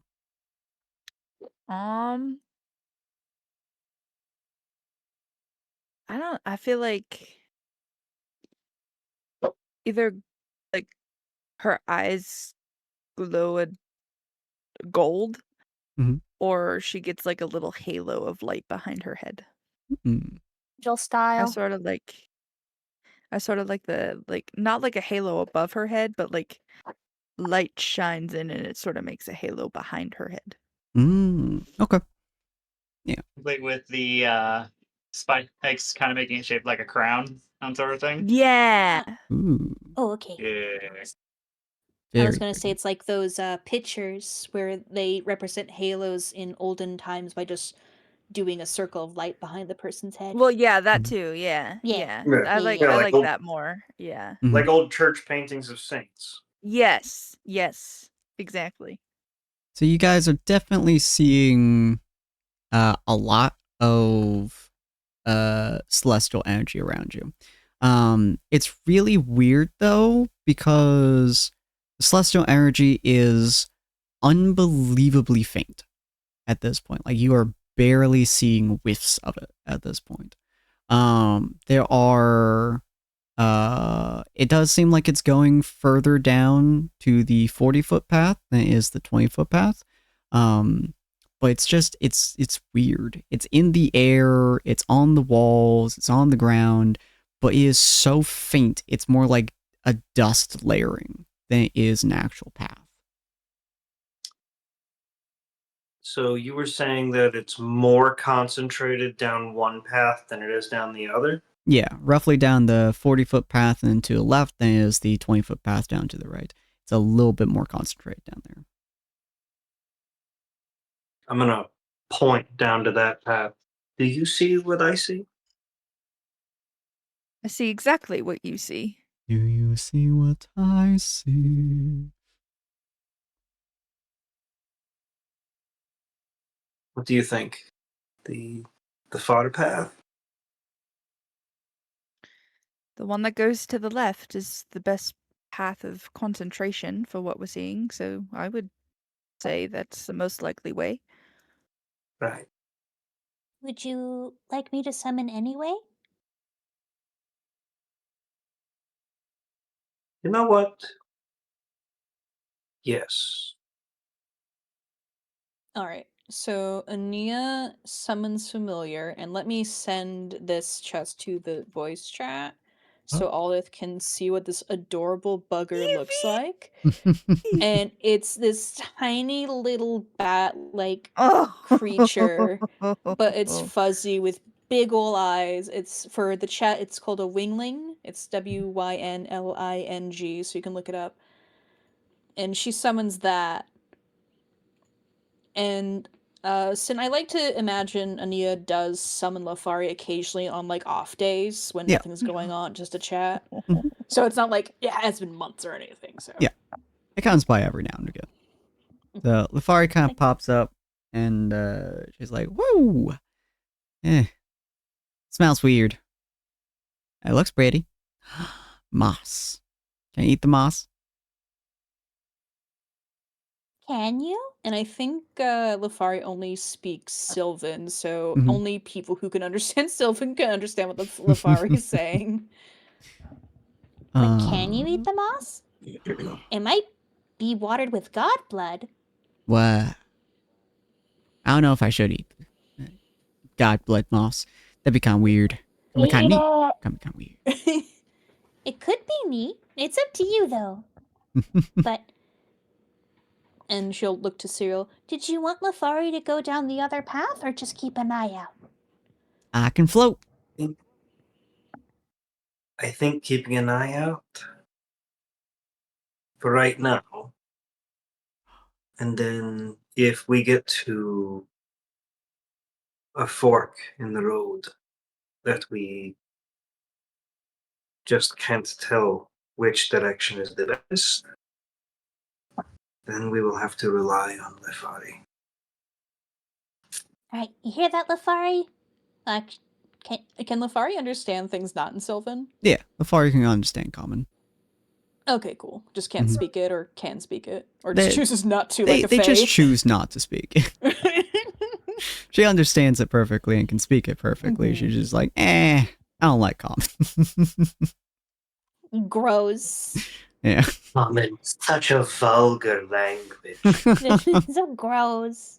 So she just kind of like floats in the air, kind of like leaning backwards and like basically just floating backwards on her back. And she just like kind of like chills backwards. She's like, all right. Oh, Man, and it this is our smells new like a party. sewer down here. That's because it is one. Ah.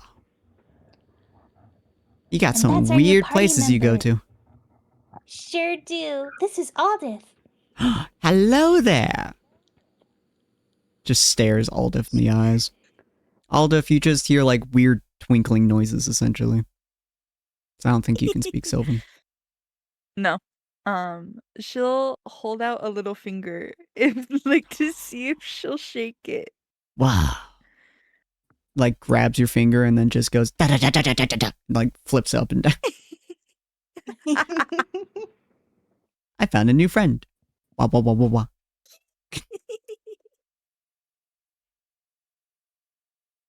I think they're neat. He is very pleased by this, but she will follow along with Cyril. Alrighty. You guys also How's your friend's going to be see. doing? Huh? How's your friend's going to be doing any scouting? King Gelmar says, digging through his rune pouch again. Mhm. He pulls out the familiar lavender rune, and holding it up to Lafari. At the very least, it should help keep him from being taken, or help keep her from being taken by surprise. I like shinies. He's going to give Lafari the storm rune. Sweet.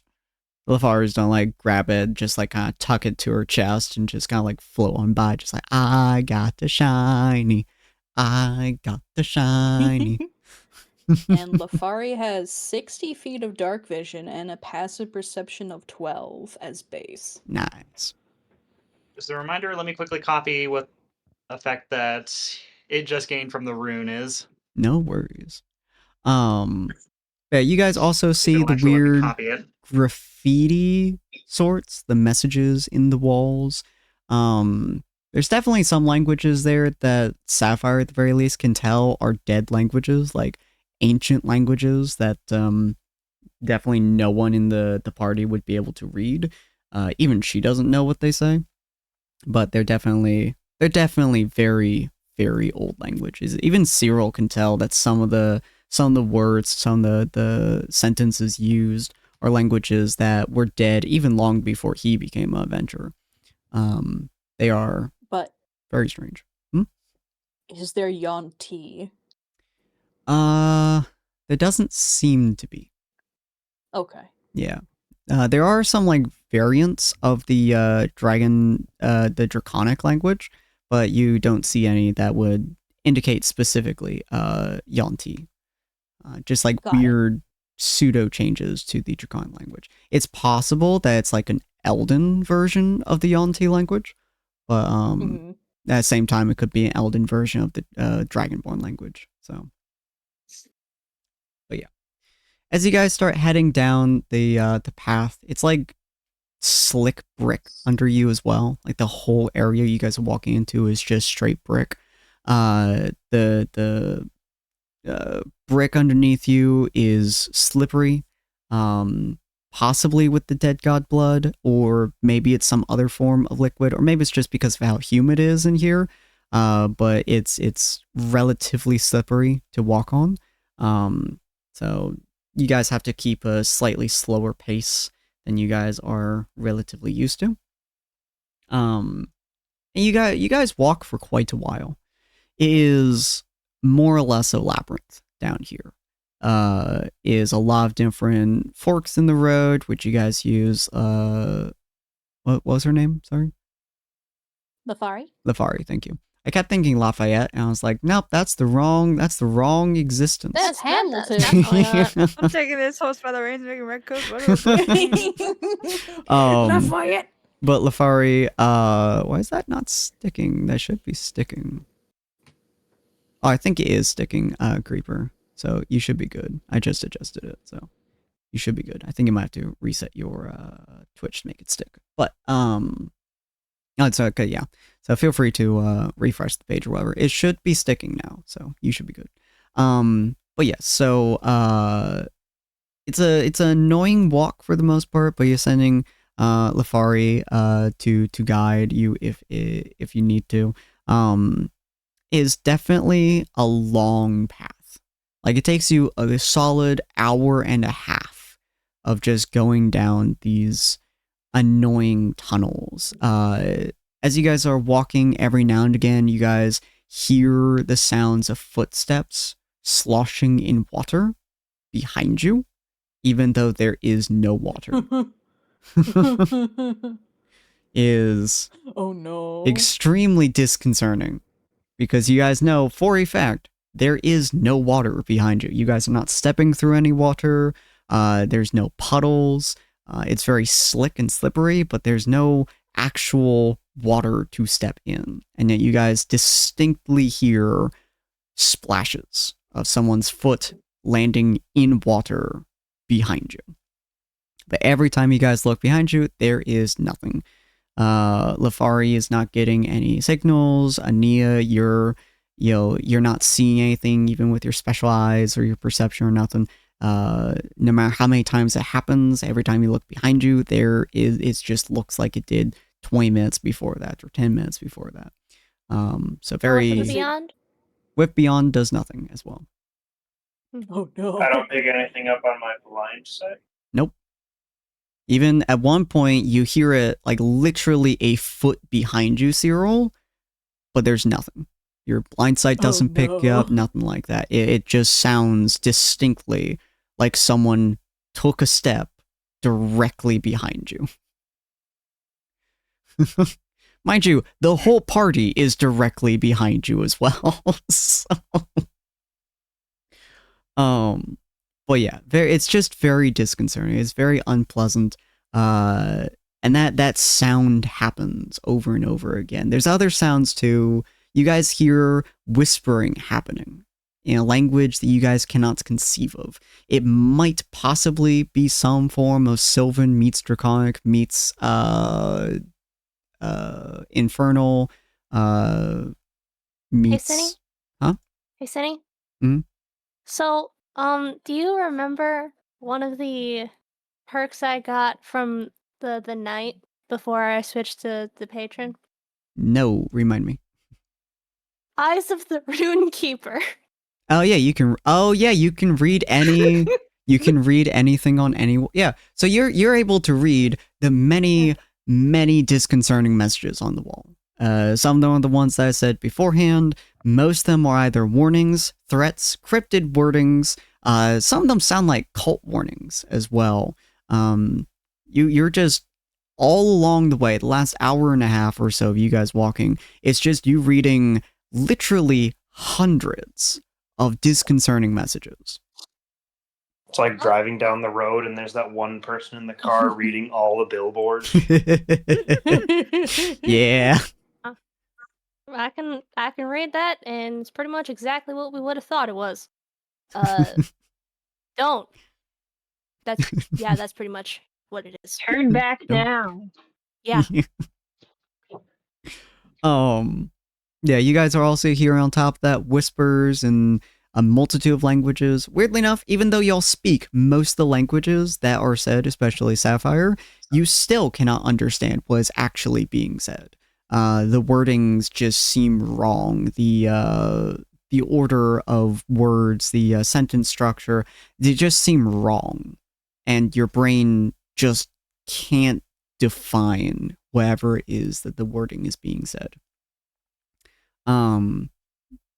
So it's just a very uncomfortable, like, hour and a half. Can I detect magic? Sure. What are you trying to detect exactly? Anything. Fair enough. Because it lets me just... You sense the presence of magic within 30 feet of you, and you can see a faint aura around any visible creature or object in the area that bears magic. Okay. You can tell that you're not being affected by enchantment magic or illusion magic. Most of the area around you is covered in some form of magic. You aren't entirely sure what. It doesn't look like it has a school. It looks like it might be raw, base mana rather than like refined into a school. But it's definitely old.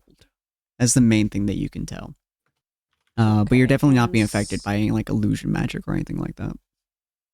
Okay, and since that's ritual, she's just gonna keep that up. All right, fair enough.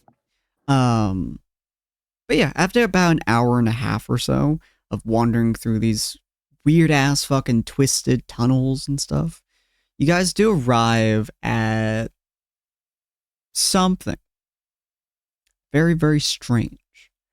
You guys move into a much larger room. Let me see if my map that I grabbed fits this. On just one moment. Haven, Busine. Yeah, fuck it. Sure, we'll go with this one. Very disconcerting. So you guys move into a new room. Ignore it saying Baldur's Gate down there. You guys move into a new room. This one is much larger. The disconcerting red brick slowly fades into a more meaty substance, as you guys kind of experienced with the lust demon, where it fades but also kind of like morphs into some kind of meaty I guess substance. Cavern. Huh? Cavern. Yeah, it's a relatively large cavern, probably around 40-50 feet up and down, fairly large. The thing that you guys note most specifically as you guys walk into this area is that there are significant amounts of what looks almost to be like copper piping that is flowing throughout the entire area. Maybe not quite copper, but that's the closest that you guys can assume. But it's How some shiny is this copper? Oh, not very. This shit's old. Okay. Yeah. Is oxidized so heavily it's practically turning black. Yeah, is very uncomfortable. It seems to weirdly enough fit with the meaty cavern. And you guys can hear ever so slightly. You guys have been hearing it for a little while, but considering all the other noises you've been hearing, it kind of fades to the background. But you guys kind of hear ever so slightly the weird machinery hiss, almost like a monster of sorts. But it's the piping that is sneaking around this, like, almost like veins throughout this cavern. And every now and again, like, you see almost like windows into the pipes, and inside of these pipes is a weird ichor that glows ever so faintly in the dark. Most of the area around you is quite dark.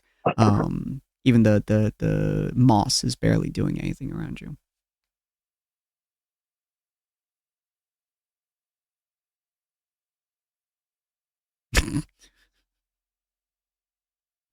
So what would you guys like to do seeing this deeply unpleasant room? As you guys are walking as well, like the ground sticks to your boots.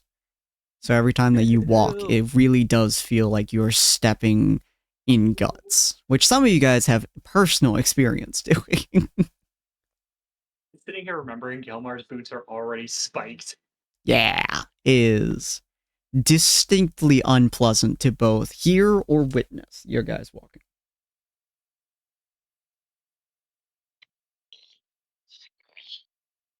No, don't do that.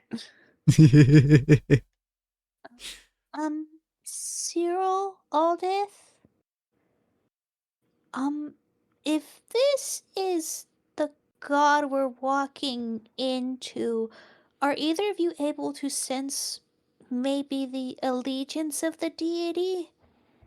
If it's a former benevolent or otherwise one?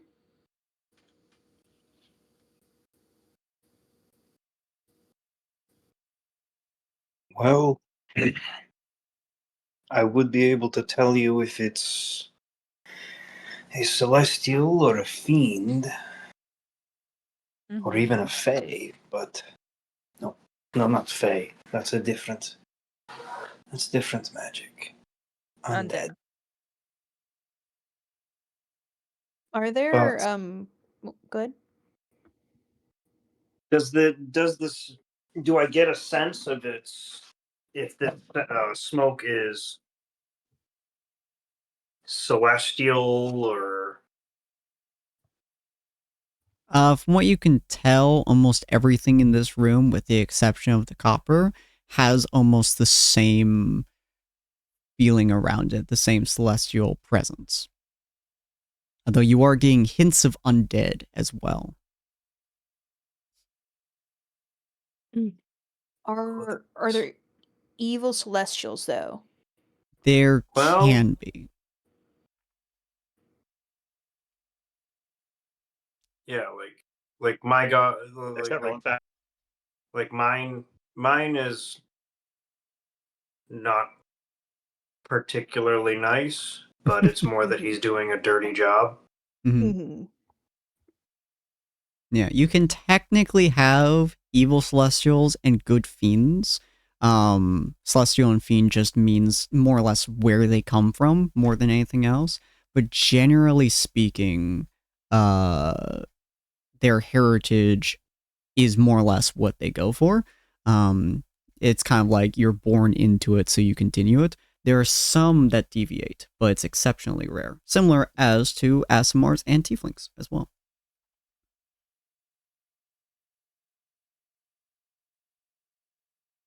Even if its allegiance in life was, or deity life, or whatever you would call it, was not as benevolent as we'd like, I think it probably will be happy we're stopping whatever this is. Unless it's its own idea, that would be wild. I would agree. I'm under the headspace that whoever set these up is clearly not exactly with the best intent of everyone else. I'm gonna look up and down the pipes themselves. Is there anything I can use? Is there any like points where they could be pulled apart, sort of thing? It is. Roll me a What would be a good roll to have you do here? Let me look here. Perception or investigation would be my suggestions. Yeah, we'll have you do a perception check.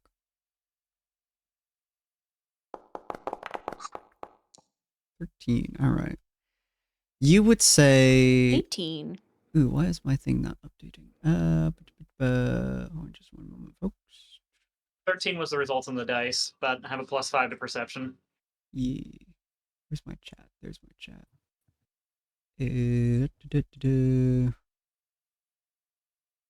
Why are you being a boy? Okay, on.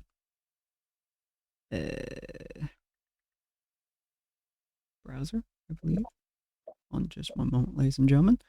Gotta fix this thingamabob so you guys can see the proper roles. This is Foundry Alt Stream. On just one moment. I understand it's weird as hell. On just a second. Go. Why did you not go down? Why are you working badly? Work with me, you nugget. Nugget. You nugget. Okay. There we go. Aha. No, that didn't work. Shit. While Gilmar's looking at the pipes, I'm gonna look to Aldith and Nia. Aldith, you can see this too, right? There's this undead quality. Yes, it's quite concerning. Yes. And I think it's at this point Aldith's going to get to see another neat little cool thing. Cyril grabs the head of his glaive, twists the handle, and just like pops a spear out from the head of the glaive, and then brings the head down as a shield as it expands. Ooh. That's so cool. That's Ray saying that, not Aldith, though.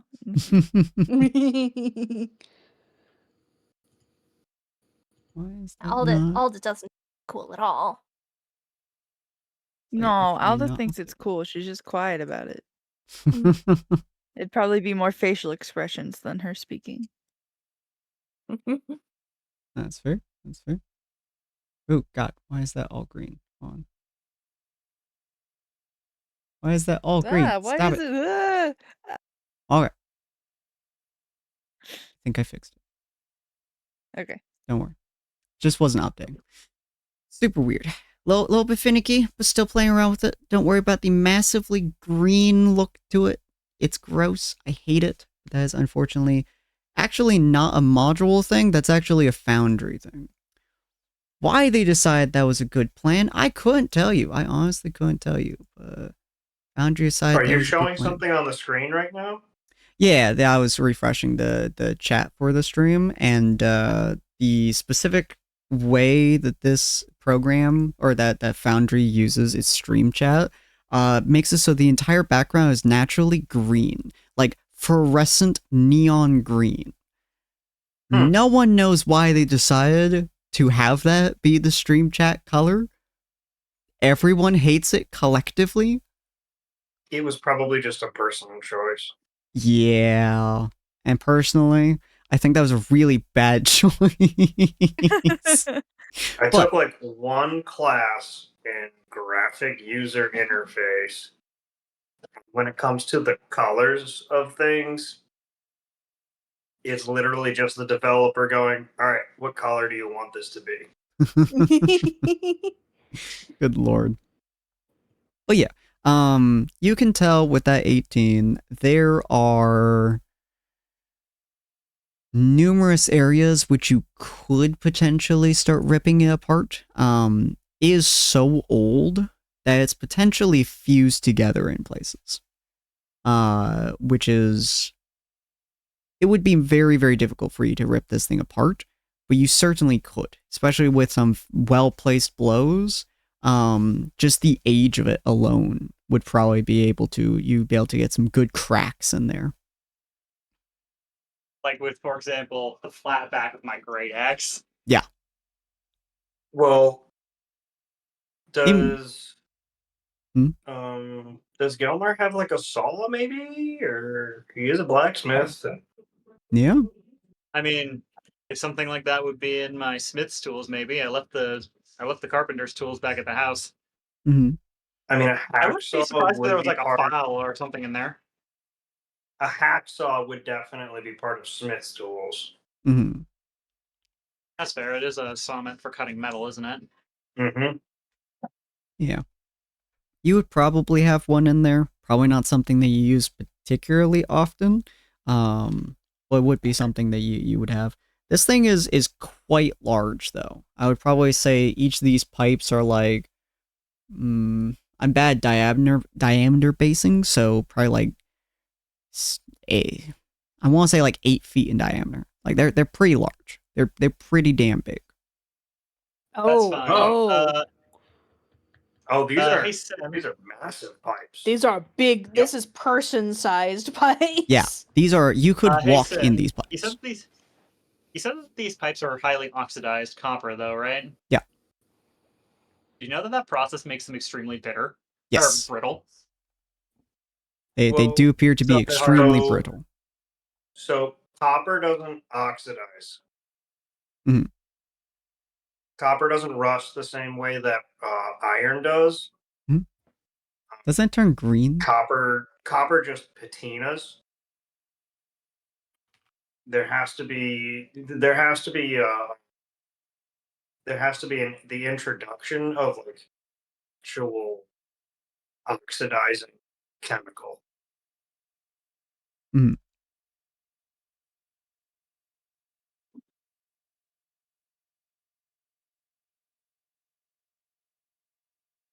But does that make it brittle?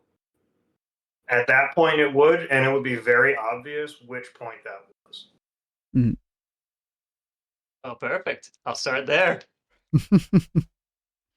And theoretically, if it's a dirty cut / straight up breaking it, it's going to be harder for them to repair it. Mhm. That's part of why I wanted to start by just bashing it with my great axe. There is active liquid within these pipes, though. That's fair. On the other hand, the pump is probably above of the section I have here, which would mean it would just stop pulling. Mhm. Although there might be another pump at the actual site it's taking from. Inside the monster? Or inside the god? I mean, I Or, guess it's like- possible. Well, don't they do like pumps various ways down the line to keep it flowing? Yes, theoretically. But I was just figuring if there was like big enough gap. If I fully remove the pipe in between these two, theoretically the only pumps that would be working is any that would presumably be behind the pipes that are currently active. And assumedly, it would be a lot harder to actually put the pump inside of the god. Yeah. We're already So my inside general- the god. I mean, Yeah, yes, that's but the I meant impression under the I'm flesh. starting to get. And these I pipes just meant are underneath the flesh that in we're currently in. many And now I'm different starting to wonder configurations. if this. I'm starting to wonder if Haven was built on top of a god. I mean, I think it's kind of given that this is a yes. No, but like the god was basically the god is basically structural to the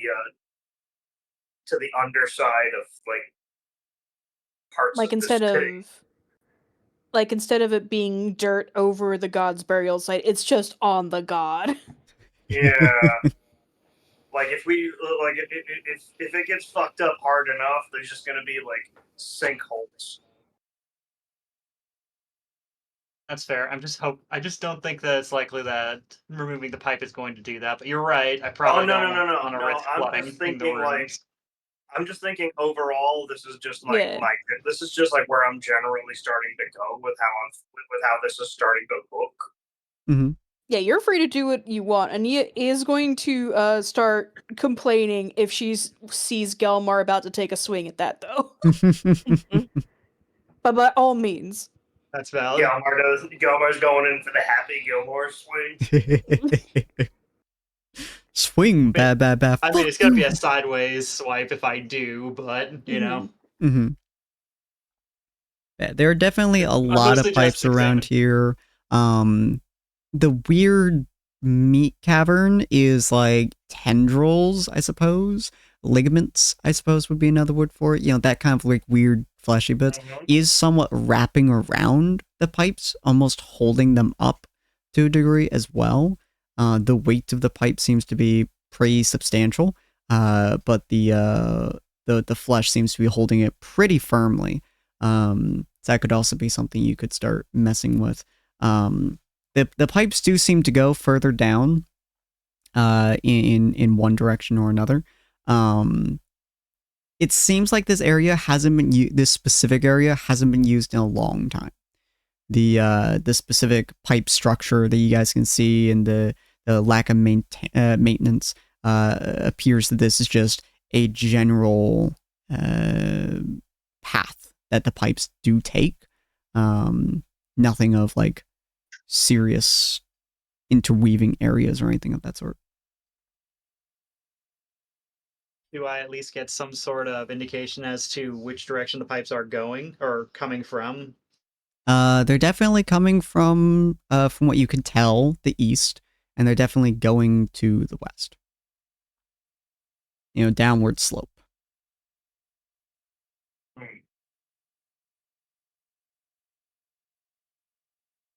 But they are very convoluted, the directions and the movements that the pipes are taking.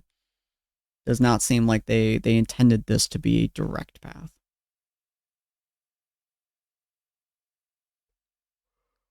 Well, bright side is east and west are still the same directions. Well, on the bright side, technically, since we can see which direction the fluid in the pipes is going, we can just walk in. We could just follow one individual pipe down to the source. Yeah. So what would you guys like to do? But I'm just waiting to see if Gelmar's going to hit the pipe or not. You definitely saw him reaching for his great axe as if he was thinking about it. But then drops his arm as he's instead looking in the general direction that the pipe is going. Or is coming from, or the fluid is coming from. And he squints. It's like, Since I have Detect Magic on, I assume this whole place is lit up for me? Pretty much, yeah. Okay, cool. If anything, this is making it easier for you to see, generally speaking. Yeah, this whether you want to be able to see everything around you is entirely debatable, but... That's fair. Ania's trying to hold her lunch down. It's been a couple hours, I'm fine. Yeah. Well, yeah, you guys definitely know where the pipes are leading to at the very least. Definitely this area is quiet. If anything from like last time, it was unnaturally quiet. Here it's almost complete silence with the exception of the hissing and the water movements of the pipe. There are random spots that you guys can see, especially Ania. They're filled with some kind of reddish vapor. It seems to hover just in specific spots. It almost seems to come out of the meat floor of sorts. Where it's just kind of like floating there, kind of almost sticking to the ground. Probably moves up about 2 or so feet and spreads out for about 4 or 5 before it kind of moves back into the ground and kind of repeats that motion. Oh no. It's almost like it's breathing. Oh no.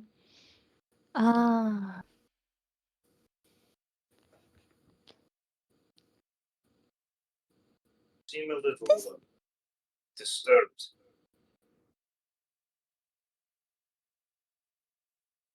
This is really bad. A little bit. What do your special eyes see? Well, everything is lit up, so I see everything. and it's bad. And it looks like it's breathing from the floor. How's that possible? I wasn't. Wasn't our intel that the god was dead? Cyril and Aldith were just saying something about sensing undead energies. Which, I mean, it is a god. They're pretty hard to kill by nature. Maybe death for gods is like subjective. Yeah, maybe it's like sleeping. Wait, well, no, I mean, there's still the undead aspect going on. Sapphire hears in her head God. from the ever so present and wonderful sound of Bill going, "Man, I remember being a god like this once. I was kind of the one stabbing it in the first place, but yeah, I don't really know if I was stabbing it or if it was like inhaling me. You know, it was kind of a big god, you know, but it was pretty fun time. It's pretty fun time. I don't know really if I was dying at that moment or if I was dying a little bit later, but it was pretty interesting. It's pretty interesting." And Sapphire, you could just see like Bill like just kind of walking next to you, kind of like doing a weird jig. Man, it's like a meat floor. It's definitely a younger version of him, from what you can tell. Where do you think we are if this is inside? Are we inside the god already? Well, if I were We to make don't- an educated guess... Oh, did you want to say something? I was just gonna ask if we were being celestially digested. I feel like we would feel that. I was going to I say, don't know, would I've never imagine been- you'd have feel you a been burning inside of a god sensation going before? up your legs first. What was that, Gilmar? I would imagine you'd feel a burning sensation going up your legs first. Fair. People had to build these pipes, so I don't... It probably takes a lot longer to build pipe systems than us walking through here, and if they didn't get digested, I guess we'll be okay. But if I were to make a guess, the god is growing this way, which means that's bad, because... And she points up to the pipe that the flesh is wrapping around. Mhm. The pipe was not built like that, which means the god's flesh is growing like that.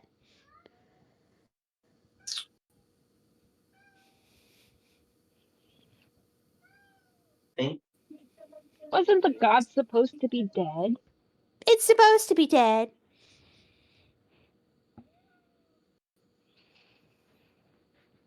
But I mean, it does still have blood all this time. I think we should continue. And if we have to, find a way to put this one out of his misery. I think everyone should wear masks, and not just me this time. I don't know if that would... Zero's one step ahead of you. So I don't know if we'd be able to fit one on me. That's okay, you got a metal mask. Do you breathe? I think it's a few steps late Yeah. to go back and get masks.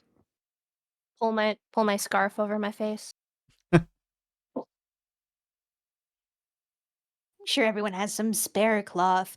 And Nia's gonna look around, and so since Cyril and Aldith mentioned undead, Mhm. she's going to look to see if she can sense that or see it, and if it's anywhere in particular. I would say... So, your ability specifically lets you see schools of magic, for the most part. It In lets my me world- see aura. Yeah, oh, go ahead. Yeah, in my world, schools of magic are refined versions of pure mana in weird ways. Their eyes specifically allow them to see undead creatures or undead presences, Your magic does let you see auras, though, of certain natures. I would say that you wouldn't be able to tell if anything is of the school of undead, specifically. This all just seems like the rawest form of mana that you can really see or think about. It's more like an aerosol version of mana crystals, basically. But in terms of aura, it does give you like almost the same kind of aura that a skeleton would, but only in like weird places. Sometimes it's like some ligaments or some tendons or other flesh structures do. The breathing air almost of the red vapor, that also gives you a very similar aura to to a skeleton or other undead creatures and stuff. But they're definitely not the same, if that makes sense. Yeah. It does say School of Magic, if any, so it does account for, like, no school. Yeah. So a lot of this In just my mind, is pure mana. Yeah, in my mind, I'm imagining Celestial as, like, a golden white, and then undead energy being either, like, green, purple, black, take your pick, that sort of thing, and she's looking for, like, differences in that sort of way. Yeah. Undead magic definitely has like green and black, as well as a lot of gray inside of it too, depending on, of course, what you're looking at and the various aspects of it. So most of this area is gold and white, and then there's like speckles of black, speckles of green, and layerings of gray that kind of seep into the general area. Okay, so it's just patchy and I can't tell any pattern for it yet. Pretty much. Got it. All right, what would you guys like to do? I'm gonna sort of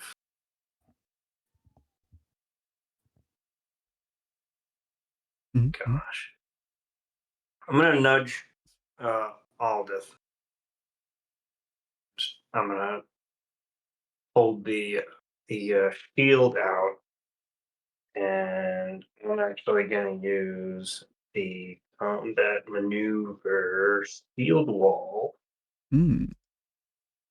Give me and Aldith both one. Plus 2 AC, as long as you're both remaining within 5 feet of each other. Yep. So yeah. So we'll take the front, and we'll both get +2.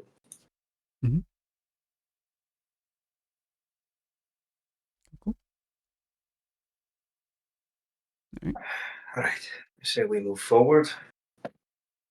Gelmar,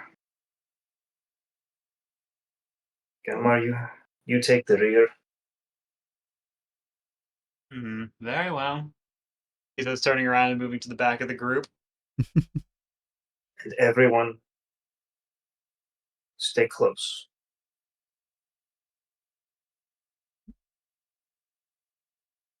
All right.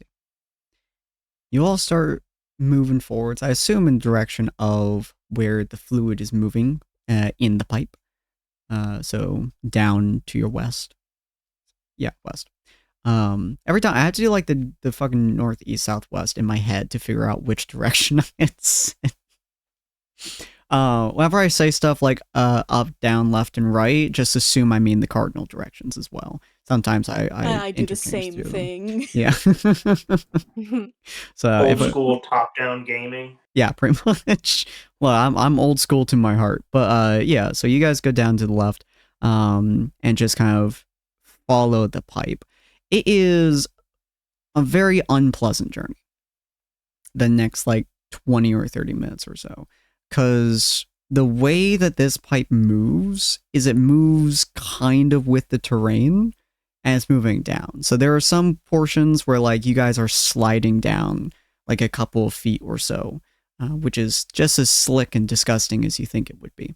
Other times you're like following it through like almost a maze-like movement, or it for some reason has bends and curves in it which have no logical reasoning to be there, but are there for some reason or another.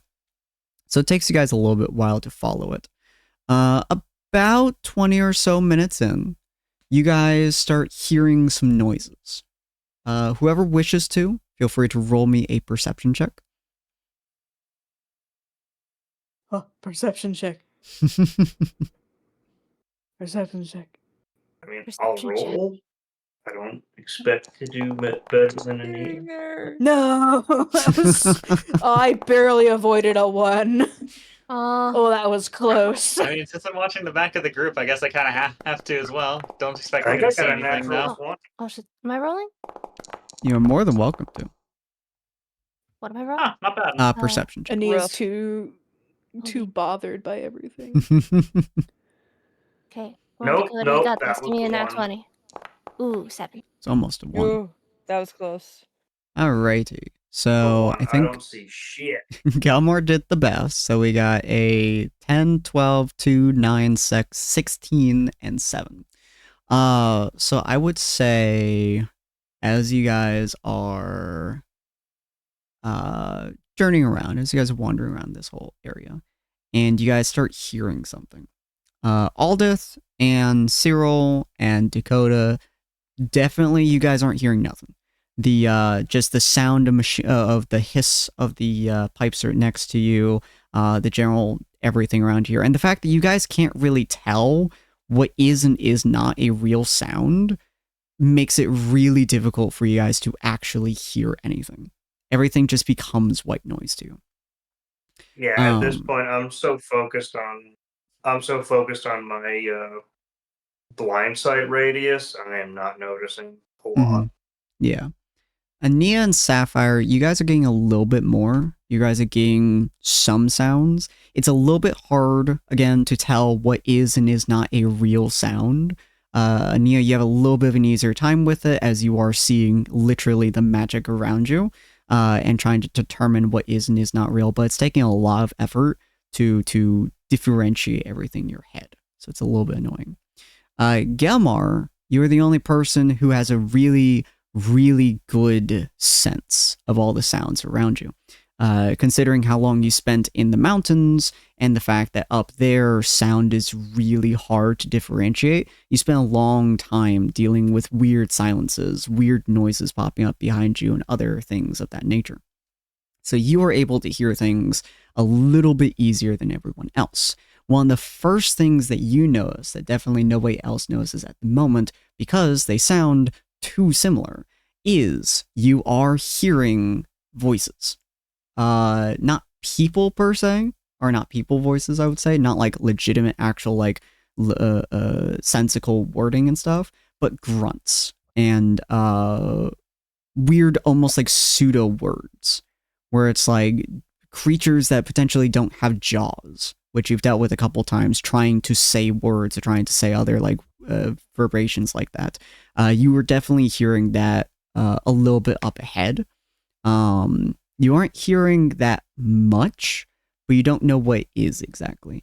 From what you can tell, especially given your positioning at the rear, you guys could make a slight detour based on what you're seeing, since you're a little bit above the rest of the group, as you have not slid down a little bit. There are some detours that you guys could make to avoid the noises entirely, or you could barrel straight into them. So you're welcome to make that decision. No one else is hearing any of these noises, or at the very least cannot tell what these noises are to any degree. Actually, I'm gonna I'm going to once again tap my message earring. Mhm. And I'm gonna message Cyril again. Okay. Here are the sounds of some sort of beast short distance ahead. Not certain whether or not they know of our presence yet, but if we keep going down our current route, I have no doubt we'll be coming in contact. As soon as I hear him, I stop and I hold up my spear to stop everyone. Mhm. Gilmar hears something up front. I could try to send Lafari.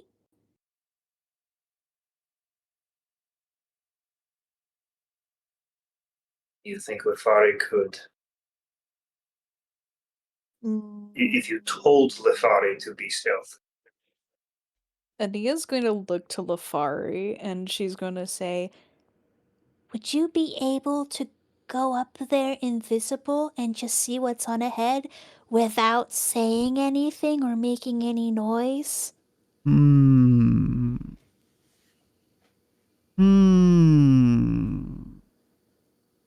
Yeah, I can probably do that. Okay, cool. and she'll look to Cyril and she'll be like, Maybe. It's a solid maybe, Jim. It's better than no. Galmar, did you see? Does anyone? I'm doing an awful job at seeing things today. Is there any place that we could probably hide? Yelmer just like looks at all the tendrils and such at the sides of the pathway that we're currently walking down. I think there's plenty of locations we could slide behind to Oh, no, see don't what say comes that. out. No, don't say that. He just shrugs. My point still stands, though. We have plenty of locations we can use as cover here, it looks like. there are big 8-foot diameter pipes. Yeah. I guess I'm Yes, imagining then. that the pipes take up like a whole side of the tunnel that we're in. It takes up a decent chunk of like right next to you, but especially as guys have gone deeper, the cavern has gotten larger. So like it's a decent amount of the space, but it's definitely like there's a lot of space around you. Okay. Then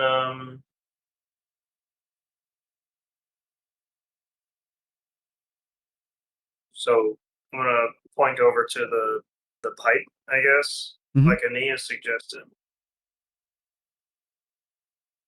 Why don't we all find some cover and we'll send Lafari forward. Okay.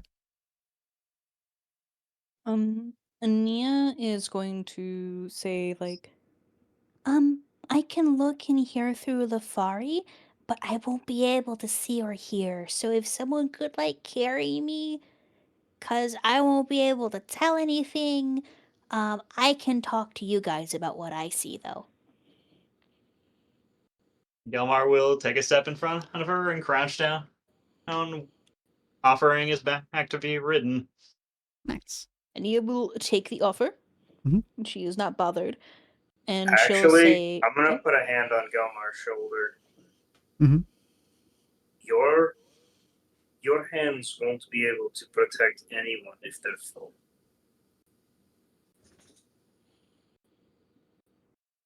I think I would rather yours be available. And I can provide Ania with some place to sit, with a place to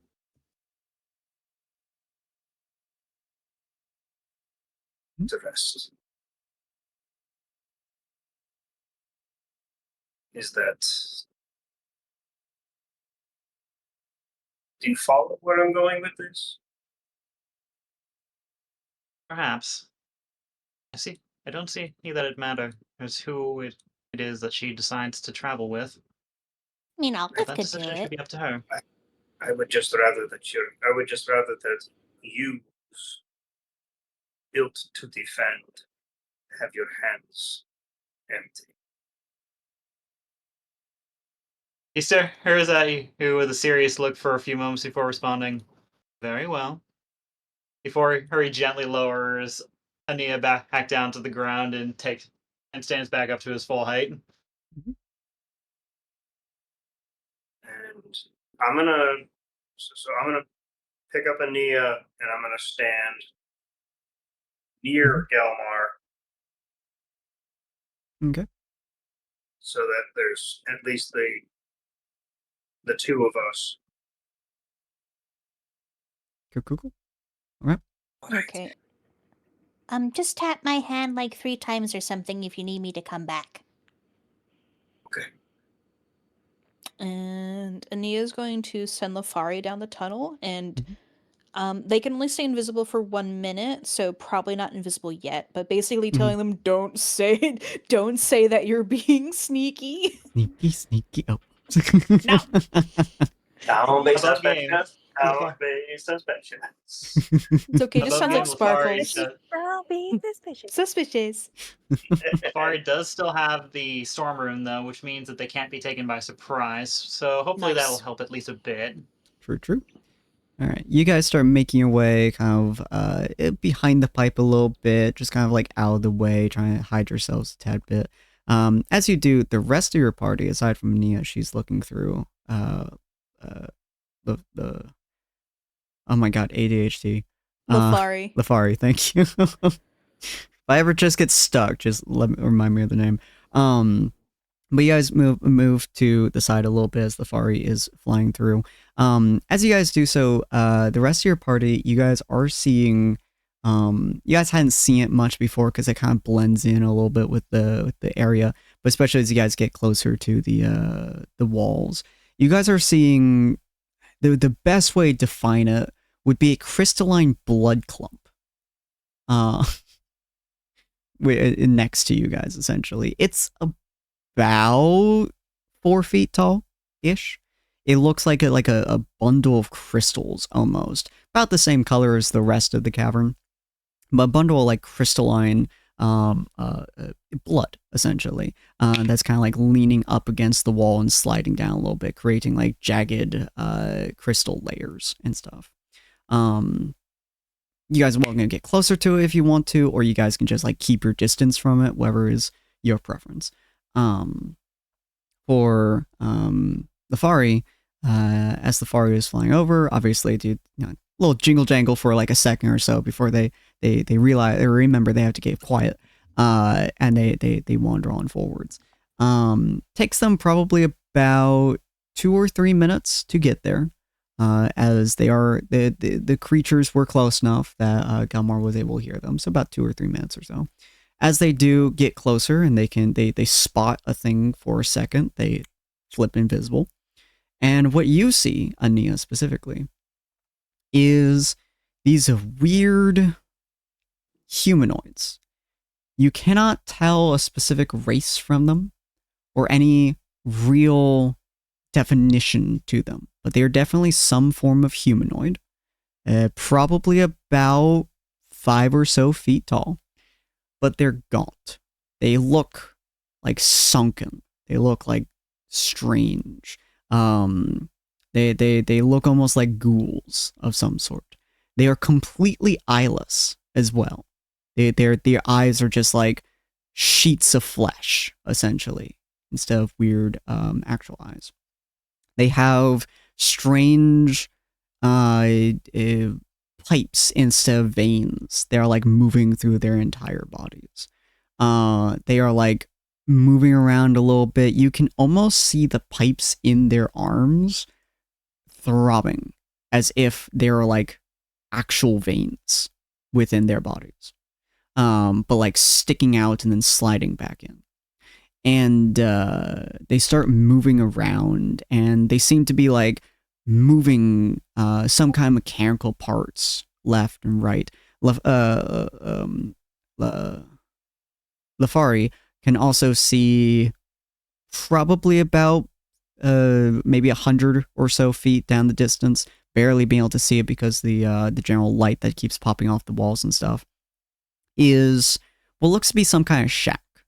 There's definitely different pathways to get to that shack. There are a lot of these creatures that are just kind of wandering all over the area, moving things around. Some of them seem to be moving it for little to no purpose. Other ones are doing it with intent.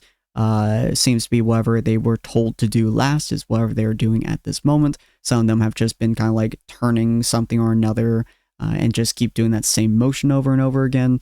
Not 100% certain. You guys could potentially move through this without getting noticed. They are completely blind, it looks like. But as Lafari like moves around and they accidentally like knock a rock over, And that rock like skirs to the ground, and you see the creature like turn its head towards the sound and kind of like shumble over to it and kind of just like hit the rock a little bit before staying back up and then moving back to whatever it was doing already, and continues its weird ass motions. So definitely some kind of noise is definitely affects it to some degree. Beyond that, you're not quite sure. And Lafari spends maybe another like 10 or so seconds before moving back out of view, and their invisibility dispels, and they start slowly wavering their way back towards you.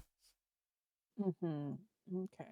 While this is going on, Nia's grip on like Cyril's mantle tightens a little, and anyone looking at her can see her just grimace. She is not happy about something. Eventually, she does speak up though, and she can't hear any replies, but she's saying, "There's some sort of like." They're not people. They're like, I think they're undead. They don't have eyes. They're moving stuff around like workers. They're just moving mechanical parts like as if I don't know. There's some sort of shack. I don't think they can see anything, but they're definitely hostile if they hear anything. I don't think they'd be very strong though.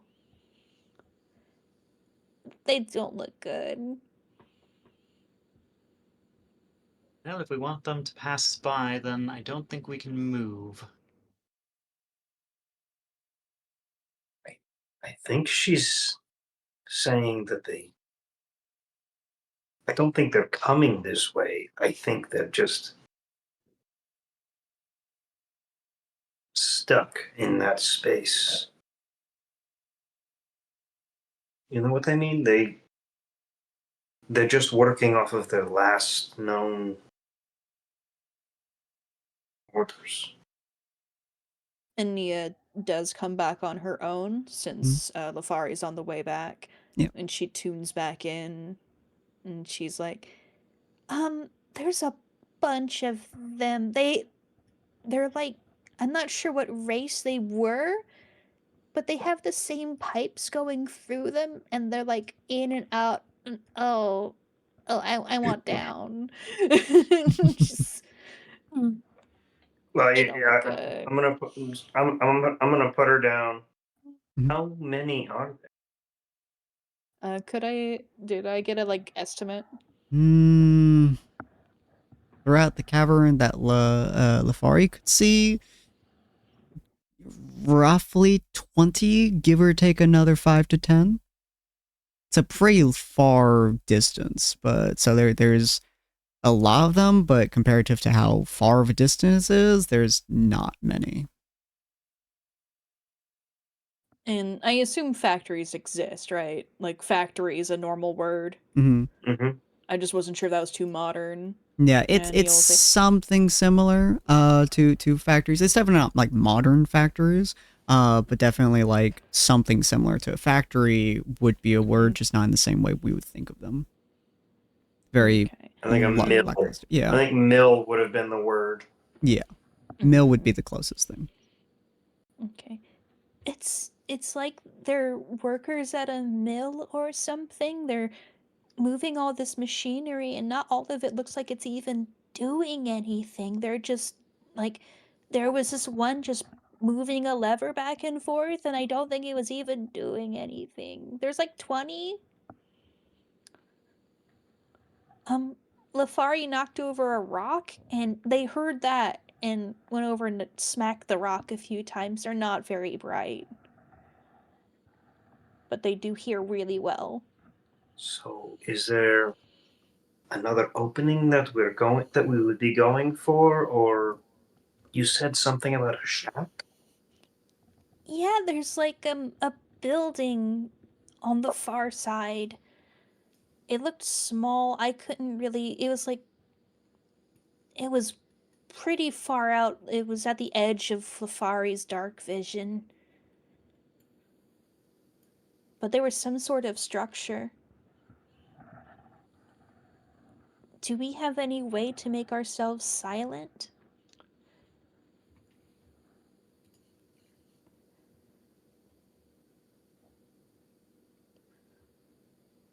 Conversely, does anyone have a loud spell they can cast that? Sapphire, I believe, does have pass without a trace. Oh my god. Dakota has a gun. I do have a gun. And invisibility. I guess I'm doing a bad job of explaining it. Like a spell they can cast that can make a loud noise far away from us.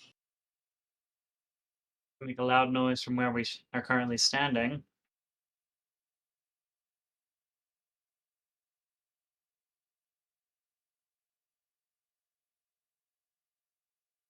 That would bring all of them here. Wouldn't matter if we can get out of the way before they arrive. No, And a lot of us have armor. And Nia, I'll also say, especially because of your perception, you'd also see the crystalline layers behind you, I suppose. Oh, when those get here.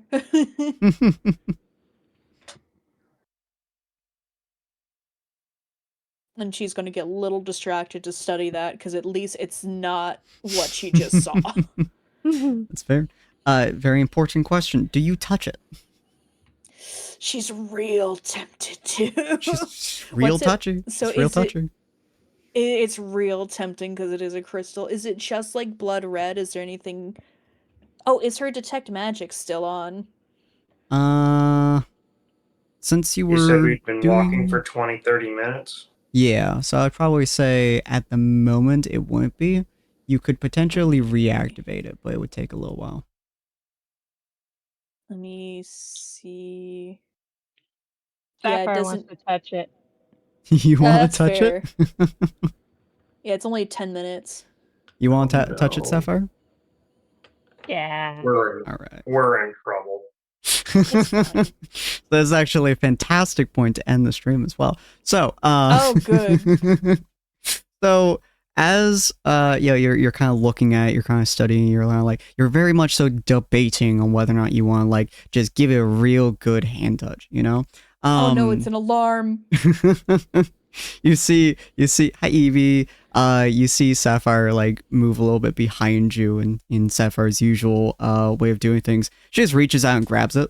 The best part about this is when you touch it, it snaps off in your hand. So you do have a bit of it now in your hand. It is incredibly brittle. This thing is like grabbing like paper mache, but rocks, basically. But you grab it, and just the act of grabbing it, you hold on to it, and it cracks and it pulls off. Super, super easy. However, as you do so, you hear it start to scream a blood-curdling cry. The weirdest part is, you can't tell what is screaming exactly. The rock, the crystalline structure itself, this weird blood formation thing, which is about the same color as the rest of the cave, just more crystalline, of course. It just starts screaming and hollering. You can't even fully process how it's screaming or the way it's screaming. All you know is that it is absolutely letting out a cry of horror, essentially. So yeah, that's how you get. That's what you guys get. Any immediate reactions to this ear-piercing scream of pain? Ania was even closer to it than Sapphire was, so she's covered her ears and is reeling back and stumbling away from it. She's taken out because she, of her high perception, sees out of it. Yeah, no, it's whew, that drills right into your skull. And that is when... Yeah, that's when I turn to the rest of the group. Hide. Ania doesn't hear that. I was gonna say, it's just like if nobody else says or does anything, Gelmar's just gonna pick up Ania and just run for the no, not even the nearest point of cover, just the farthest point of cover he can see from the location. Dakota and That's Alden a good idea. and Sapphire. What are your guys' immediate reactions to this scream? Soda I pulls think out much his like gun. What are you saying, Sapphire? I was gonna say much like Ania, Sapphire's gonna cover her ears. Yeah. You two got hit by definitely the worst of it.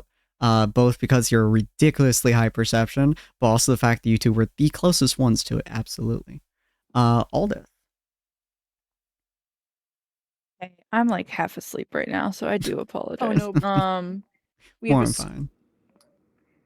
there's screaming going on, and well, there's zombies who can hear. I did catch that. I'm just train of thought is slow to the station. Can I cast Field of oh my gosh, Shield of Faith around Sapphire? Yeah, absolutely. Great. All right. So yeah, Sapphire, you would definitely feel like almost like a warm embrace. I would say would probably be how your Shield of Faith is created around you. So it's like a very warm kind of hug almost. Like it's just a warm embrace behind you. Unfortunately, doesn't do much for the piercing screams in your ears, but it is definitely a comforting feeling from more anything else. All right, but that is where we're going to leave it off, ladies and gentlemen. If you guys are interested in all this content that we do have several YouTube channels that you guys are able to go to. You guys can go to Tables of Tartarus, which is all of our TTRPGs, or you guys can go to Vods of Valhalla, which is where we post all of our gaming VODs. Tomorrow we are not doing any D&D because Wazzy is going to be out of town for a work flight, or whatever the hell it's called. There's a word there, but I can't remember what it would fucking be. So he's gonna be out of town, so we're not going to be doing any D&D tomorrow, but we're probably gonna be doing some kind of collab. Hopefully with people that I've been trying to do a collab with for a while, but just haven't been able to solidify anything for. So we'll see how that goes, and we'll see what game we do tomorrow. But feel free to look at our Discord if you guys want to see exactly what game we're playing and who we're going to be playing with. And yeah, we're going to go ahead and do a raid now. Hopefully you guys have enjoyed, and I think next week and the week after we'll be postponing because Galmar will not be joining us, and this section of the story specifically, I really want you guys to experience more or less as the team that you guys are. So I want to have you guys walk through some of this section together. So we'll be postponing D&D for 2 weeks, and we'll be doing something else, maybe a collab or a different game or something for the next 2 weeks. So if you guys are interested in all that content that I had just mentioned, absolutely go check it out, or you guys can copy the raid message, and we're going to find some lovely, lovely folk to raid. And thank you for joining us, Creeper. Thank you all for joining us. You guys are fabulous and fantastic, and I appreciate every single one of you oh so very, very, very much. Who should we raid today, guys? Should we be funny and raid Yuki? What's Yuki up to? She's playing a game called It says Cauldron. here that she's playing Cauldron. Yeah, not quite I sure don't know what that Cauldron. game is, but I haven't seen it before, and I raided Roxas literally earlier today. If you guys want to see me a little bit later, I won't be streaming this, but I will be playing Peak, possibly in about an hour or so, depending on how long dinner takes, with Roxas and crew. So that should be pretty fun. So if you guys are interested in that, please come join us. Roxas the Oathkeeper is the folk we're playing with. But we're going to be raiding, we'll raid Yuki. We haven't raided Yuki for a little while. So she's playing where the hell Cauldron is. And it should be pretty interesting. So we'll pop over there. We'll say hi to her. We'll give her some love. Yuki is a fantastic fellow and someone that I've spent a lot of time with. She's one of my mods, and she is slowly but inevitably growing larger and larger. So it's always lovely to see her progress, and I would love for you guys to see her too. All right. Have a lovely night, ladies and gentlemen, and I'll see all of you fine folks next time. Bye. Bye-bye. Good night.